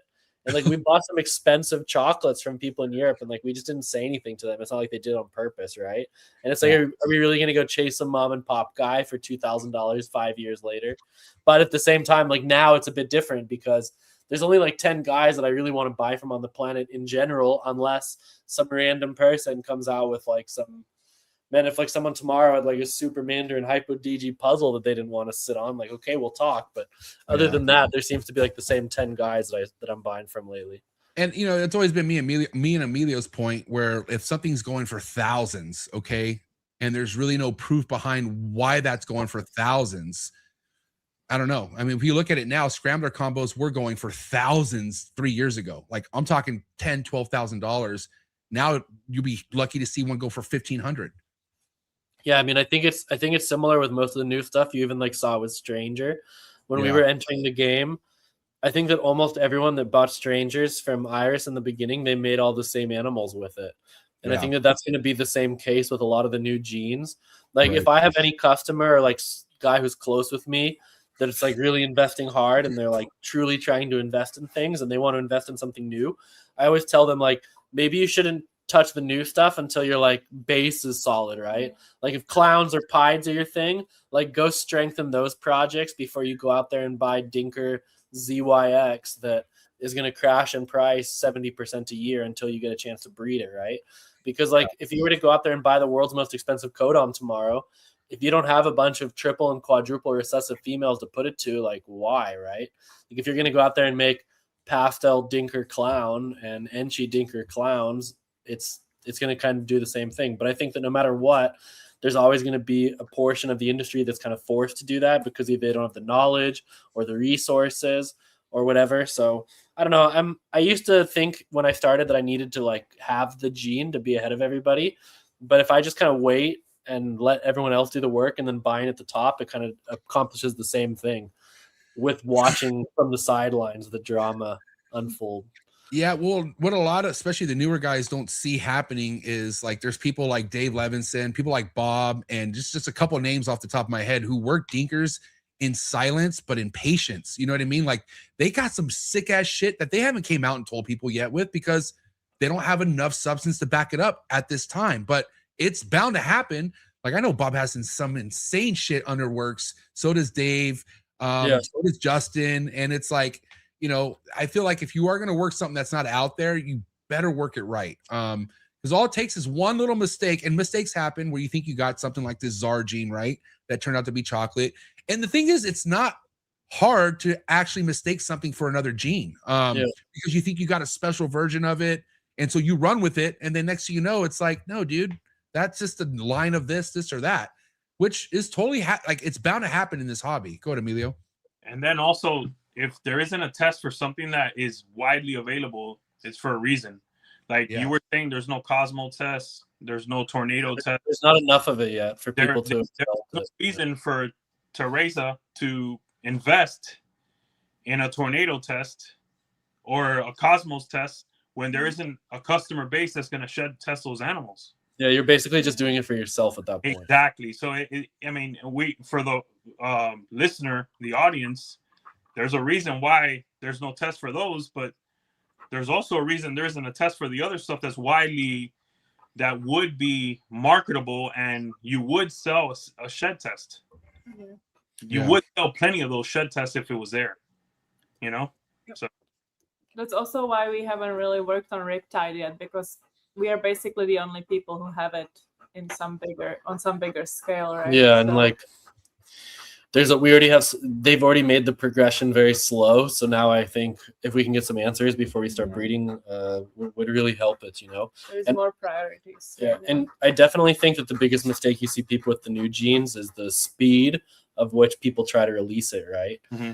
Because the prices. Of course, the prices too, but I think that I think the days of new genes being like some absurd amount of money out of the gate, other than maybe like new recessives and stuff, is kind of going to be beyond us. Because as you said, like, okay, now you have this new gene out and you've proven it, but you have no way, like, it's not like tomorrow these guys are going to go out there and develop the shed test for it until X amount of people have it. So yeah, I mean, it's a good thing for us. And, you know, things don't necessarily need to be faster, right? there's nothing wrong with things slowing down in the hobby at the moment. I love Right, stuff agree. that's no question, to it. Okay, this genetic or this mutation is like nothing else. You can't say it's this. You can't say it's that. That's what I love. I love to see that, and Yeah, the uncertainty. that's what I feel that we have with Tornado. There's no question there, in my opinion. But all due respect to Tornado's not the only fucking new gene on the block that's going to be smoking. Like, shout out to Bambino, man. Bambino, I feel really strong about.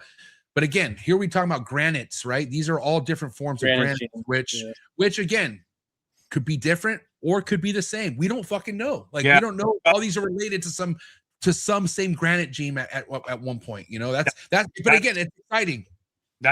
Those are all very exciting, the incomplete dominant ones, but there's the question mark with those. I mean, as long as we're alive and we're breeding ball pythons, new genes are going to be there. All the time. Yeah, that's what drives the market, because if there's nothing new, then some things will hit and stick and some things will hit and fall, and that's you know what I mean. What you do is just keep going. You don't give up. You know what I mean. And you don't charge someone thousands of dollars for something that's very uncertain. That's all I'm going to say on that. I'll move. Devin, what do you think is, do you think we're correct when we say that this granite style revolution is where we're all going, kind of, in a way?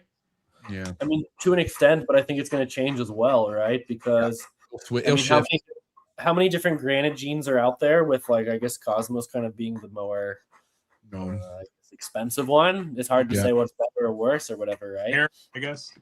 And I think that there's even going to be a few instances where people discover something else and they're going to end up being the same after we have more shed tests and stuff for it. And I think that there's already especially with, like, a lot of the uncertainty of how many genes are at play in a lot of these projects, I think there's also going to be some instances where people already have single gene, say Cosmos and or White Flame, and they don't know it. And you know what I'm saying, right? So I think that's how I feel about it. Well, some of the homie Ralph, you still talk to him pretty consistently, or what's he up to? We're not like super close. I mean, he's down the road from us, but he doesn't live here. So got it. Like, but our Cosmos is maybe a week or so away from laying. Cool. So I'm very interested to see, like, what the results look like from that, just because now the combo that we have maybe has already been produced, but then it looks different than what we have. So there's a lot of interesting things. But this season is like the first season where we have 2 or 3 males on everything, just because our new males that we had bought the year before, and after moving, they weren't breeding so much. So we're going to have a lot of, hopefully not too many split clutches, but 2 or 3 males on every clutch this year, sadly. What was the pairing with that Cosmo girl that's about to lay? So it's either to a BP Lace DG head clown or the Red Stripe Spot Nose Hypo DG clown. Okay, so multiple males onto her. And the Red Stripe Spot Nose Hypo DG clown got the last 3 locks. So the BP Lace only got the first lock. And she was a really, really, really strange one. She built very fast, and then she stalled for a while, and then out of nowhere she ovulated. So we'll see what happens, man. Where did she stall at? Like, what do you? Could you? At 18, almost all of my animals seem to stall between 18 and 25 millimeters. Right. Okay. And that 25 millimeters is like the wall of death, man. If they start stalling at that, they go backwards like 9 out of 10 times for us so far. So 25, they could even go backwards. Yeah, between 20 and 30. I've even seen Justin say this on his Patreon a long time ago, that most females, and maybe if Bob's still here, I would like to hear how it is for him. But in our experience, most of our females are reabsorbing between 20 and 30 millimeters. Damn, I didn't know that. I thought it was like 20 and prior. I didn't know it was 20 to 30. 30 plus is more rare, but we've even had it like 39, 40. I've had a few times go back. I had one. Yeah, I had one do it. Well, where at? Where'd she go? Well, she reabsorbed like at 38. Yeah, like right before ovulation. Yeah. That's a kick in the balls. That shit surprised the hell out of me. Yeah. Should be a pretty low rate, he says. How long is the delay to the chat, MJ? It's pretty quick. There's no delay in the chat. Actually, no, there is a little bit. There's like probably whatever we say kind of goes 10 seconds later to YouTube. So it's not that big of a delay. So, Bob, when are most, from your experience of animals that are going backwards and reabsorbing, is it earlier than 20 millimeters, or is yours also mostly between 20 and 30? My guess, because he's going to have a definitely bigger sample size than us. Yeah. Is it bad luck? I don't necessarily think it's bad luck. Yeah. Yeah. You'd say around 15, 18, you got to slam hard. I'd say around 15 to 18, you got to slam bigger meals and push them harder. Yeah. And the problem is if they shut off food then, or if they don't want to eat, that's when it's like, fuck. Because I've had females that are just slamming food. And again, I don't ultrasound, so I don't know when they're turning off, but there's a point in time where you want them slamming food at a certain time of their development. And if it's not happening in this time frame that Bob's talking about, it's a you know, probable thing where they could absorb and go backwards. But I think also to Bob's point, it's overall on a scale, it's pretty low rate how many of these females do that. Yeah, over 30 for sure, man. Yeah. No, and from when you're retrying in 3 months after that 15, are you having quite a success with that? Because one of the things that we saw this year is we had a girl who built to like 35 millimeters year after year and then continued to go backwards. But she was in an FB 40 and she was getting quite big. And she went from 40 to like 18. We put her back in FB 70. And like a month later, she's back to like 25 millimeters. So that's the first time we've ever seen a female kind of like roller coaster herself back up. So I'm interested to hear like if you try 3 months later, how it goes, because if that's the case, we have some females that we can try from this season. I'm glad Bob threw that gem to us because with chondros, whatever doesn't go, I have to wait like till next season. So there's like a 9-month waiting period, but with ball pythons, you could just try again in 3 months. Usually good odds again with them. Yeah, well, I mean, I'm in SoCal, so I could breed any time of year. There's really no crazy cold front where I can't stop from breeding. And if you notice, Miguel breeds fucking 12 months out of the year. He's nonstop because where we live. And same thing with Emilio, where he lives. There got people in Southern Florida that never stop breeding. But Emilio, you have a season, correct? I'm fully seasonal because of my ambience. I run a full ambient system for my adults, and the outside just it affects the inside of that room. Yeah, they know the season. Yeah, and remind me, Devin, where you guys are at, it gets cold as shit, doesn't it? Don't you guys? Yeah. I mean, like I said, it's either prior to us having AC, it was either fighting to keep it warm or fighting to keep it cold, and nothing in between. Yeah. We have a really bad heat wave in Europe too, so a lot of breeders are saying that their season is late. Yeah, season is late. I've seen some screenshots of people's snake rooms at like 90 degrees. Yeah, that heat wave's definitely gonna hurt a lot of people. Yeah. Not the animal so much, but just the breeding. Like the breeding's fucked. Yeah. Like you being an American living in Europe and not having AC has been so strange. So now this is my first season running AC with my snakes, and it like terrifies me, because of like cold drafts and all this stuff. But you can't have like a 90-degree snake room at the same time. Yeah. So this last like 3 weeks, man, I've become an expert at learning how to mix my air in the room, like figuring out where to put my fans and make sure that the cold stream is like being intercepted by warm streams and stuff. Yeah, man, no AC, dude. I never had AC until she met me. Yeah. I mean, AC is like riding first class in a plane. You never go back after that. Like once you have AC, anything else seems pretty ghetto. It's terrible now because now I complain everywhere where there's no AC, and it's pretty common in this country. Yeah, but even last season, we had like 3 months where we had nothing lower than 86 degrees. We still had like 67 or 68% success rate, and from 75 clutches, we only had 3 slug out. So I'm sure it would have been better without the high temps, but it wasn't as like detrimental as my anxiety feared that it would be. Yeah, I mean, again, dude, temps only play a huge factor when it comes to breeding. You could get away with a range just keeping them, which is fine. Of course, they do good at weird temperatures that you never thought they would do fine at. But even with digestion, temperatures matter. You know what I mean? Like if you're somebody who hits your snake on a regular basis, well, then high temps is going to be important because they're going to struggle digesting that food. But then again, you don't want too high because they'll fucking regurge. And so, again, I'm going to Bob's point, man. I can't do this without AC anymore. I did for a long time. For 5 years, I did it with no AC. And but here in San Diego, it doesn't get too cold. Like our cold fronts are like fucking low 60s. You know what I mean? Yeah. And I could just shut all my room to where my room gets to 73 and that's fine. But when the heat comes, that's when I'm stressed out, or we're used to be stressed out because I had all the doors open. I had fans. And even then I get my room to like 90, but I don't want these animals sitting at just 90, even though they do fine. But breeding, it's like a case of disaster, you know, if it's consistently at 90. So yeah, once I just added another mini split to this room, so it's even fucking more luxurious in here. And yeah, I'm cool with the AC for sure. What do you guys keep your snake rooms at? I know Amelia's running ambience, but go ahead, Amelia, you go first. Right now, I'd say the average temperature in my snake room, it's been a little hot this month. So once in a while, I'll open the door and let the heat kind of come out into the house. But I'd say the average temperature in that room is probably 86.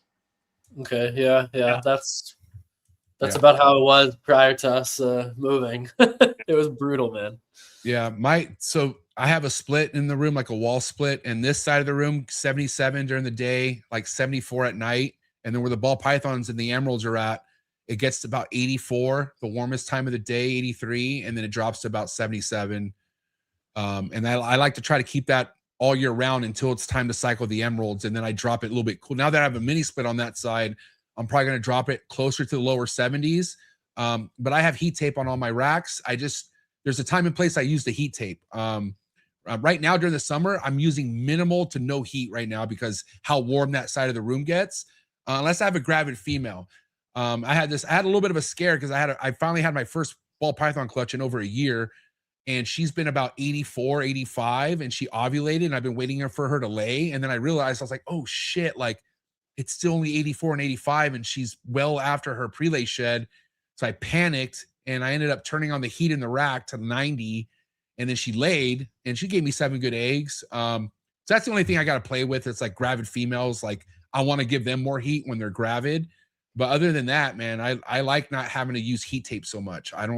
Not a heat tape type of person, you know. You hear a lot of fire starting with heat tape and shit like that. So that's my biggest fear as a keeper, as all of us have fears of fucking fires, you know. And I tried to, like, even with the heat panels, these heat panels are barely on now. I only turn them on when there's a gravid female. But for the most part, these cages stay about 82 is where I shoot for my adult chondros.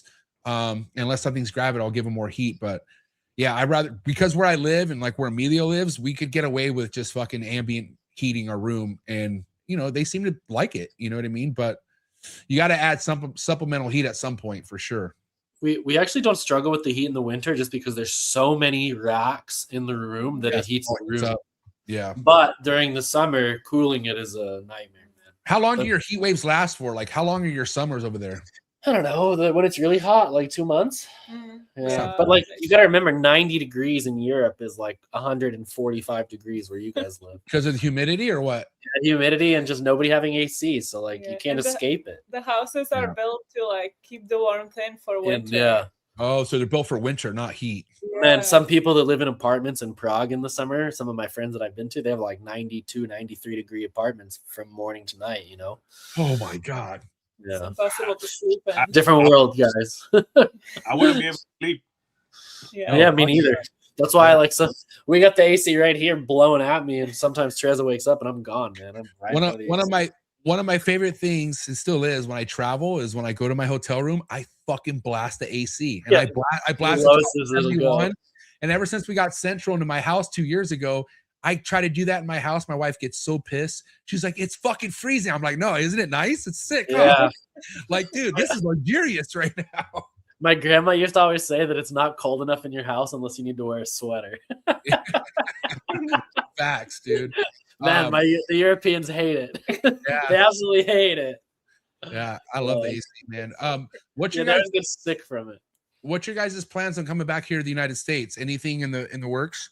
I should be there for Tinley. There. You're coming with me, right? Yeah. Tinley October for sure. I'm there. Yeah, I'll get to meet you guys because we never met, right? In person. Oh yeah, man.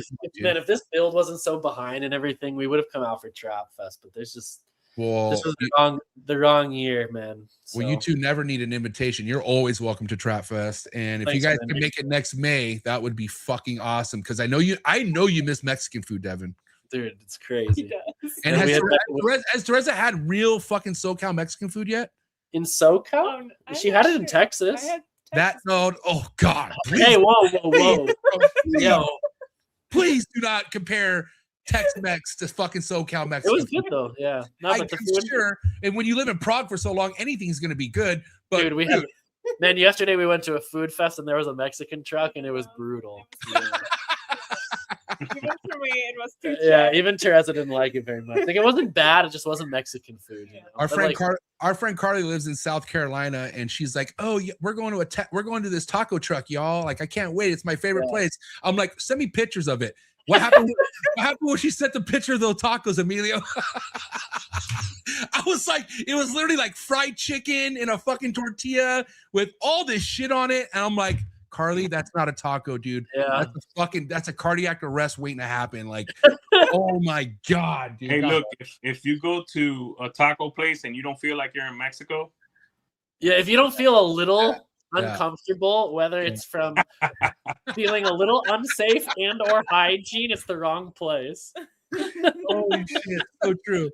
But if you feel that way, it's gonna be the best food ever, man. It was like when I was a kid and my first exposure to like going to Roberto's, you know, you're like, damn, I Oh should my God, there you like, go. fuck, I should not be here. But then it's like, all right, they're cool. Yeah, I'm 10 minutes from a Roberto's, right? And this Roberto's, I think it's still cash only. Like, come on, Oh my dude. Like, God, dude. cash only places are as haven't- authentic as you I can don't think get. I've been to a Roberto since I was old enough to appreciate it.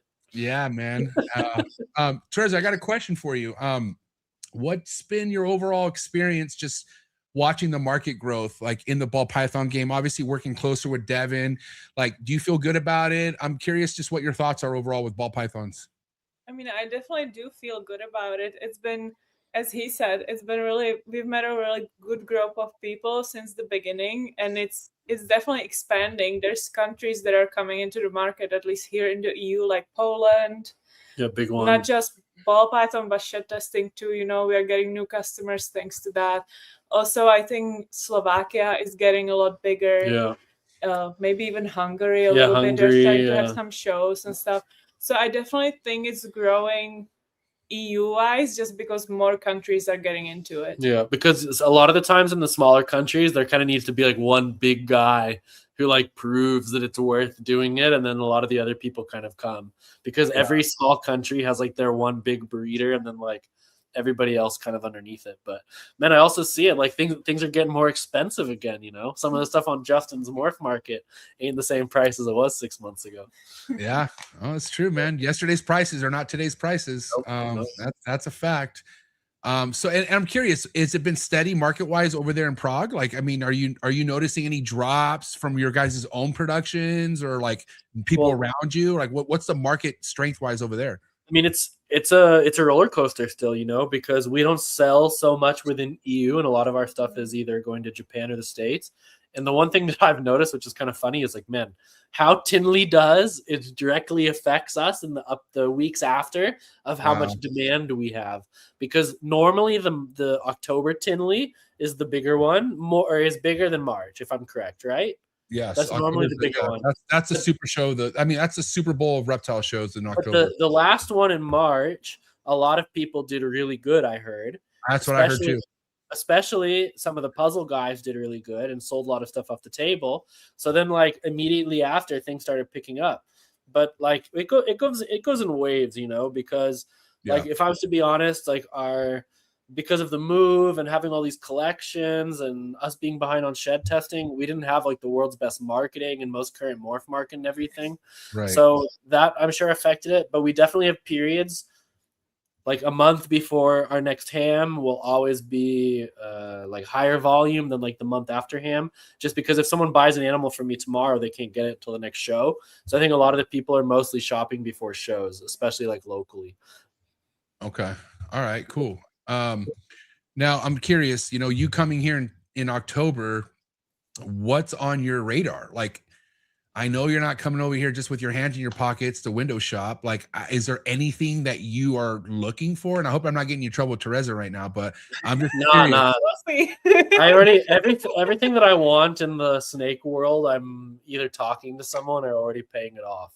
Okay. So, give us something. What's one that you're like most of the we have a bunch of animals from Matt's. Like earlier, Emilio was talking about the hypoxanthic DG clown stuff. So we have a lot of stuff in that project. You know, it's not like we're necessarily trying to chase that quad per se, but it's very important, at least to me, that we have animals that can go in multiple directions so that they don't have to be replaced so often, right? right? So from Matt's, we got a lot of stuff like copper, BP clown, triple head, VPI, hypo, DG, and copper, Right. BP, yellow belly, quad head, leopard, DG clown, double head, VPI, DG. So Right. stuff like that. From Miguel, we have a super OD, yellow belly, hypo, DG clown on hold.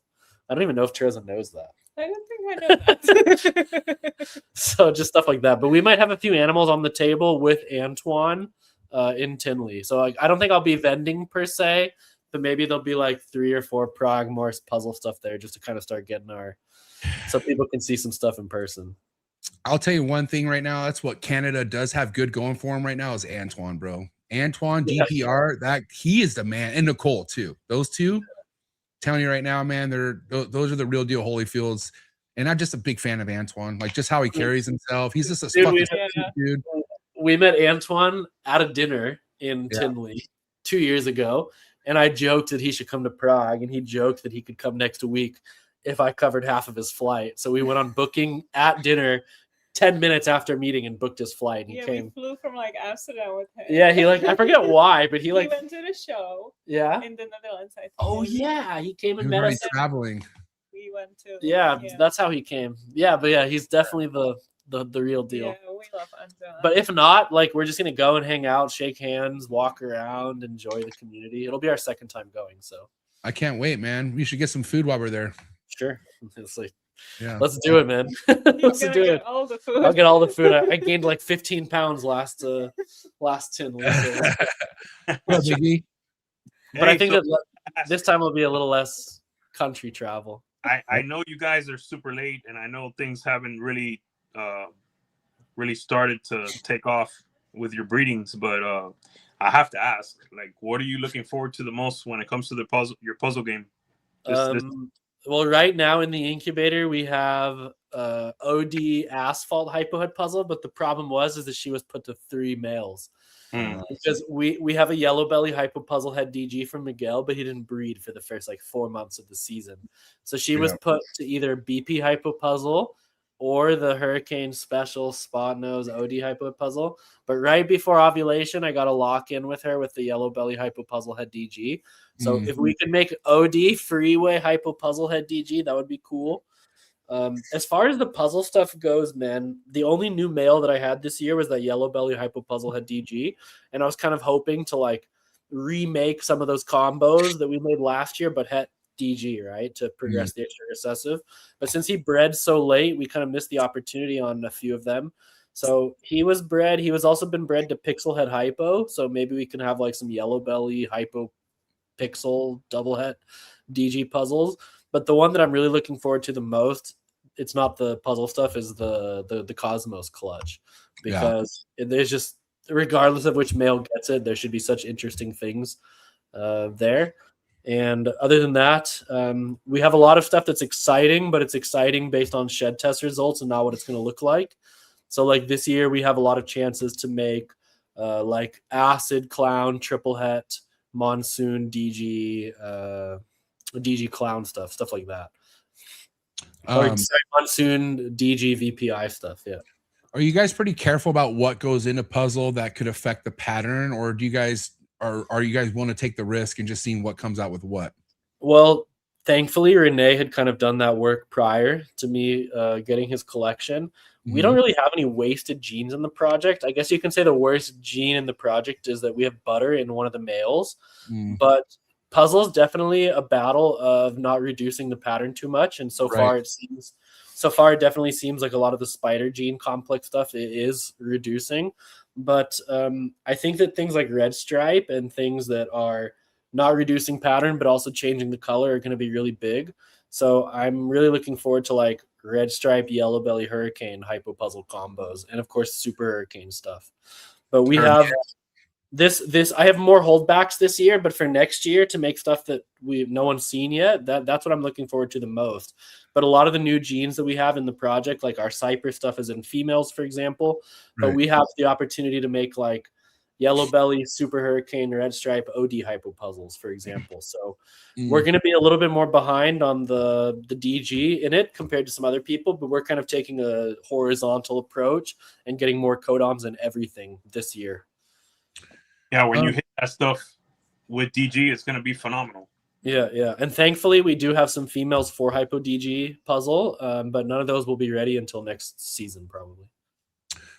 Amelia, have we talked about what puzzle Monsoon would do to each other? Because I know that it hasn't been made yet, right? It hasn't. No, not yet. But What do you think? Bet that the Monsoon would completely just destroy it. Yeah, I don't think it's going to do anything. Yeah. But you guys think Hurricane Puzzle would be good? The Hurricane Puzzle stuff is been made. It's amazing. Yeah. we have the Hurricane Puzzle stuff. Yeah. Oh, you do? And that's worth it? Yeah, for sure. Especially with Yellow Belly. That's what's crazy, right? Hurricane being an incomplete dominant and then Monsoon being a recessive, but then yet Monsoon is powerful enough to destroy the look of a puzzle, but Hurricane not. Like maybe that's the true difference between incomplete dominants and recessives, is that incomplete dominants have more wiggle room to make a gene enhance versus wiping it out. To be honest, Hurricane's not so strong in puzzle. I thought it was going to be wasted. It helps it. I love it, bro. I love what you guys have done with it. I have a Hurricane Yellow Belly head puzzle growing up. I love what the Yellow Belly is going to make the difference, man, because to one of my friends, I sold a Hurricane hypo puzzle, and I was already a little disappointed the single gene wasn't that cool. And then he starts texting me. He's like, bro, I know it's spot nose. I've been staring at this animal for too long. And then he tested, and it was also spot nose. So I haven't even made the regular Hurricane hypo puzzle yet, but we've made it in combos, and in combos it's cool. But just a Hurricane hypo puzzle, to me, is not as cool as, say, a Hurricane clown. It was not as strong as I thought it was going to be. Well, the hypo, most what I've seen, it kind of mutes the pattern a little bit. So that's why we put Black Pastel. That's why we put Hurricane. That's why we put Yellow Belly and the other, right? I think that Rice bought a trick puzzle at hypo this year in Tinley from Kittinger. And I think that also, like, it's a nice animal, but I think it gave me the same feeling that I felt about mine. That I thought, for whatever reason, I thought the single gene Hurricane puzzle would be crazy, but it needs something else on top of it. I'm not saying it's bad, but like I was saying with MJ, it's just the puzzle still reduces it. Like, it's not this crazy keyhole patterned thing like with the clowns, you know? Now, you would be okay with putting Super Hurricane into a puzzle? Yeah, I'm trying this year. Because I love Hurricane, but what I like better is Super Hurricanes. Like, damn, man. Like, we're talking about woof. And then I've seen a Super Hurricane hypo that is just fucking jaw-dropping, man. So yeah, shout out to the Super Hurricane, man. I think that maybe the Super Hurricane puzzle will look like what I thought the Hurricane puzzle was going to look like. Got it. That makes sense, yeah. Yeah, it does. Devin, I'm going to send you a picture of, you might not have seen this animal. It's a Hurricane. No, actually, it's a pastel trick. Banana? Puzzle. No, puzzle. Okay, send it to me. Puzzle? I think I've seen it. It's the one that looks crazy extreme, right? Yes. That animal made me get into all this stuff. I also saw one that was like banana pastel Hurricane puzzle, and it looked fucking phenomenal also. Yeah. So I don't know. Maybe my Hurricane sucks. No. It's just maybe you got some trick. No, your puzzle stuff is not questionable, sir. We have the spot nose Yellow Belly Hurricane hypo puzzle, the jaw dropping one. That guy hopefully will start breeding for us in like October and November. But our blackhead special OD Hurricane hypo puzzle, that guy eats like once a month. So I doubt he's going to be breeding in September. You're looking for it, but we don't have the most recent picture of it. You'll have to take one. We haven't been posting on Instagram. Yeah, we haven't been posting on Instagram. We don't have any snakes to post. We sold everything and then we're late. I got a wrap-up question, and I'll hit Emilio's wrap-up question. If you guys have anything else you want to touch on, we totally will. Okay. Obviously, I've seen sunset on your guys' page. I know you guys work some sort of sunset where are you at with Sunset, and where do you guys feel like what's worth working Sunset in and what's not worth working Sunset All right, in? so where we're at with Sunset is that we have a Sunset clown pet breeder. Whoa. Hold on. It starts bad, but it ends better. Okay. So we've gotten one egg from him. What? So I don't know if any of you guys are well aware of the price of what Sunset clowns are and what they used to be. Right. But we've hatched one, and she's special double head Sunset clown. But earlier this year, or was it last year, Justin made 1.1 spot nose fire Sunset clown double head DG hypos, and thankfully we got those to make up for our Sunset clown being whatever you want to call him. And those two animals were still cheaper than the price that I paid for the Sunset clown. And even if he would have been breeding the last 3 years, I wouldn't have been able to make what I got from Justin. So hopefully that makes up for it. He actually had one lock this year because anytime you put him in the car, it's true, man. You put this snake in the car and drive him around and he will breed for you. But that's I just can't crazy. I just can't do it once a week, man. So he's done one pair, and we tried to make some Sunset fights too, but we got crushed. oh man, I forgot about that. Last season we had 6 clutches, double heads. It was double head Sunset Pied to double set Sunset Pied. And from 6 clutches, we made 0 pieds and 2 sunsets. And we tested everything and we didn't get scammed. Goodness. Yeah. From Big 6 guy. clutches. Yo, And both sunsets that we made didn't prove het pied. Oh, damn. Yeah, so that's our like worst luck story. But, See, I but don't that's look- something that we were addressing in both chats, the trap chat and unit. the V-Unit chat this week. Man, well, you gotta have numbers, bro. You know? yeah, I mean the Because- but it's like I always You know? I always joke about it from like the poker days is like you have selective memory, you know, like the time that you hit your, like we hit 2.2 Hurricane Spot No Special OD Hypo Head puzzles And from, Super Chocolate Hypo puzzles. yeah, and like 4 Super Chocolate Hypo puzzles, all these crazy things. And like that didn't feel as good as the bad felt bad from when we were unlucky. Yes. If that makes Yes. sense.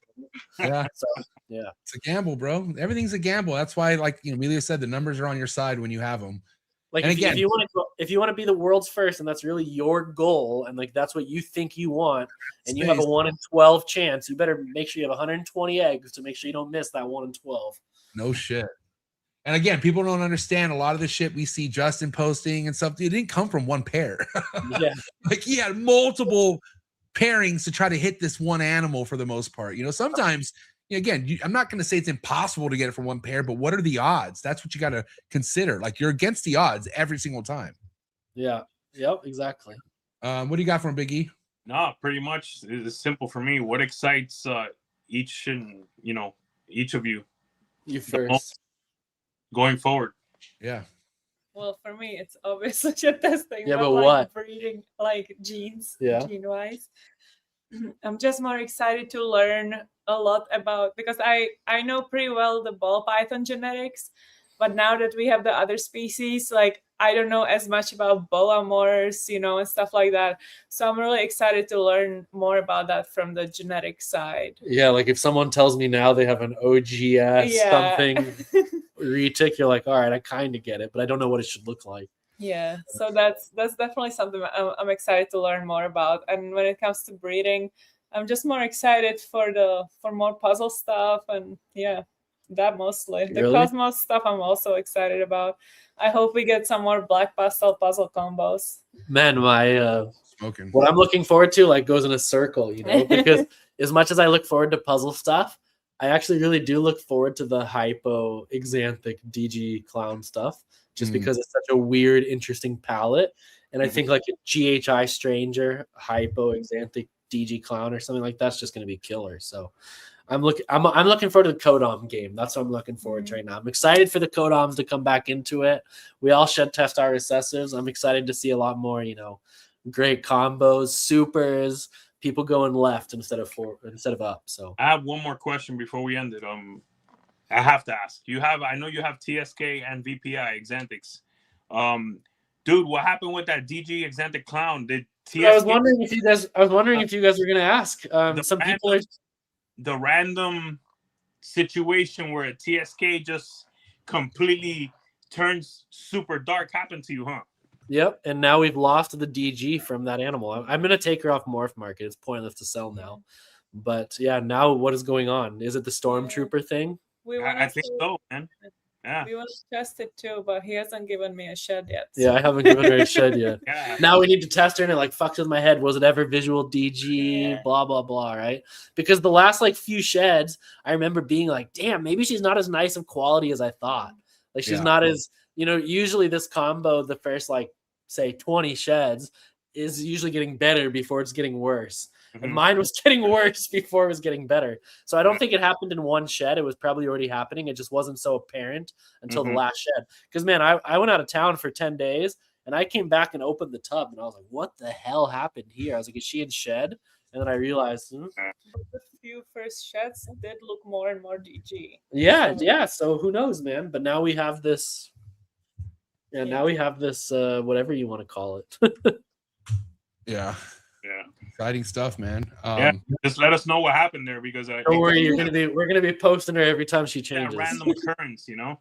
Yeah. Listen, I want to say I appreciate your guys' support. You know, you guys being who you are and what you're doing in Europe, on top of being one of my main sponsors, really means a lot. I'm very proud of that. So I want to say thank you for you guys supporting this network. But I want to give you guys the table. Is there anything you guys want to discuss? Anything we didn't mention? Anything that we're missing? You guys have the floor. I don't think so. I think you guys mostly brushed up on it.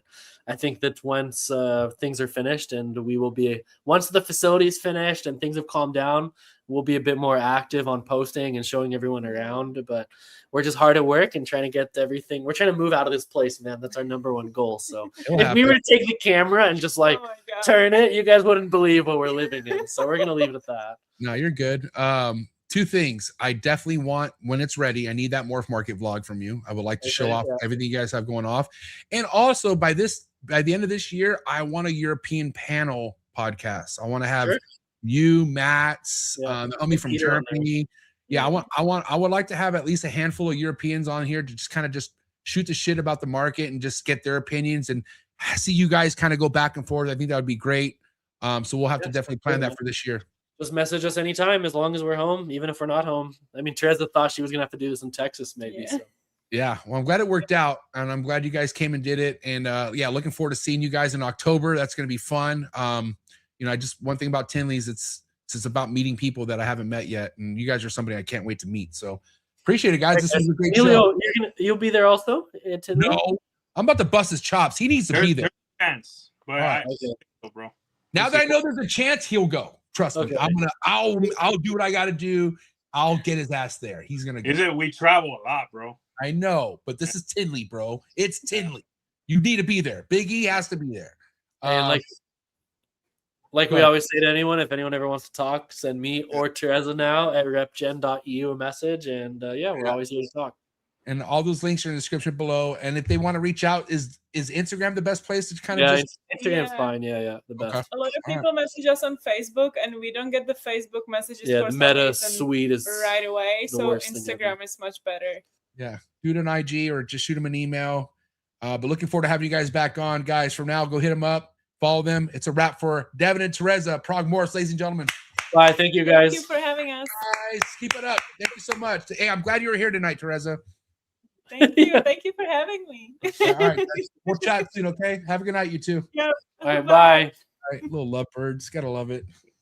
Great couple. Good show, man. Good show, hear you. man. Go out and come right back in. Come on, binga, as my Cubano says, the binga man. StreamYard, get this damn connection thing fixed. While I'm waiting for you to come back, this was a great episode. Really love everything that Prague Morphs is doing, and now we're here from Big E. What'd you think of the show, Big E? It was amazing. The other two situations were my fault. I had an alarm go off. Oh, here we go. But no, yeah, it was great, man. Great updates on what they're doing with shed testing. What they're doing. They're growing. They're great. They're a great couple.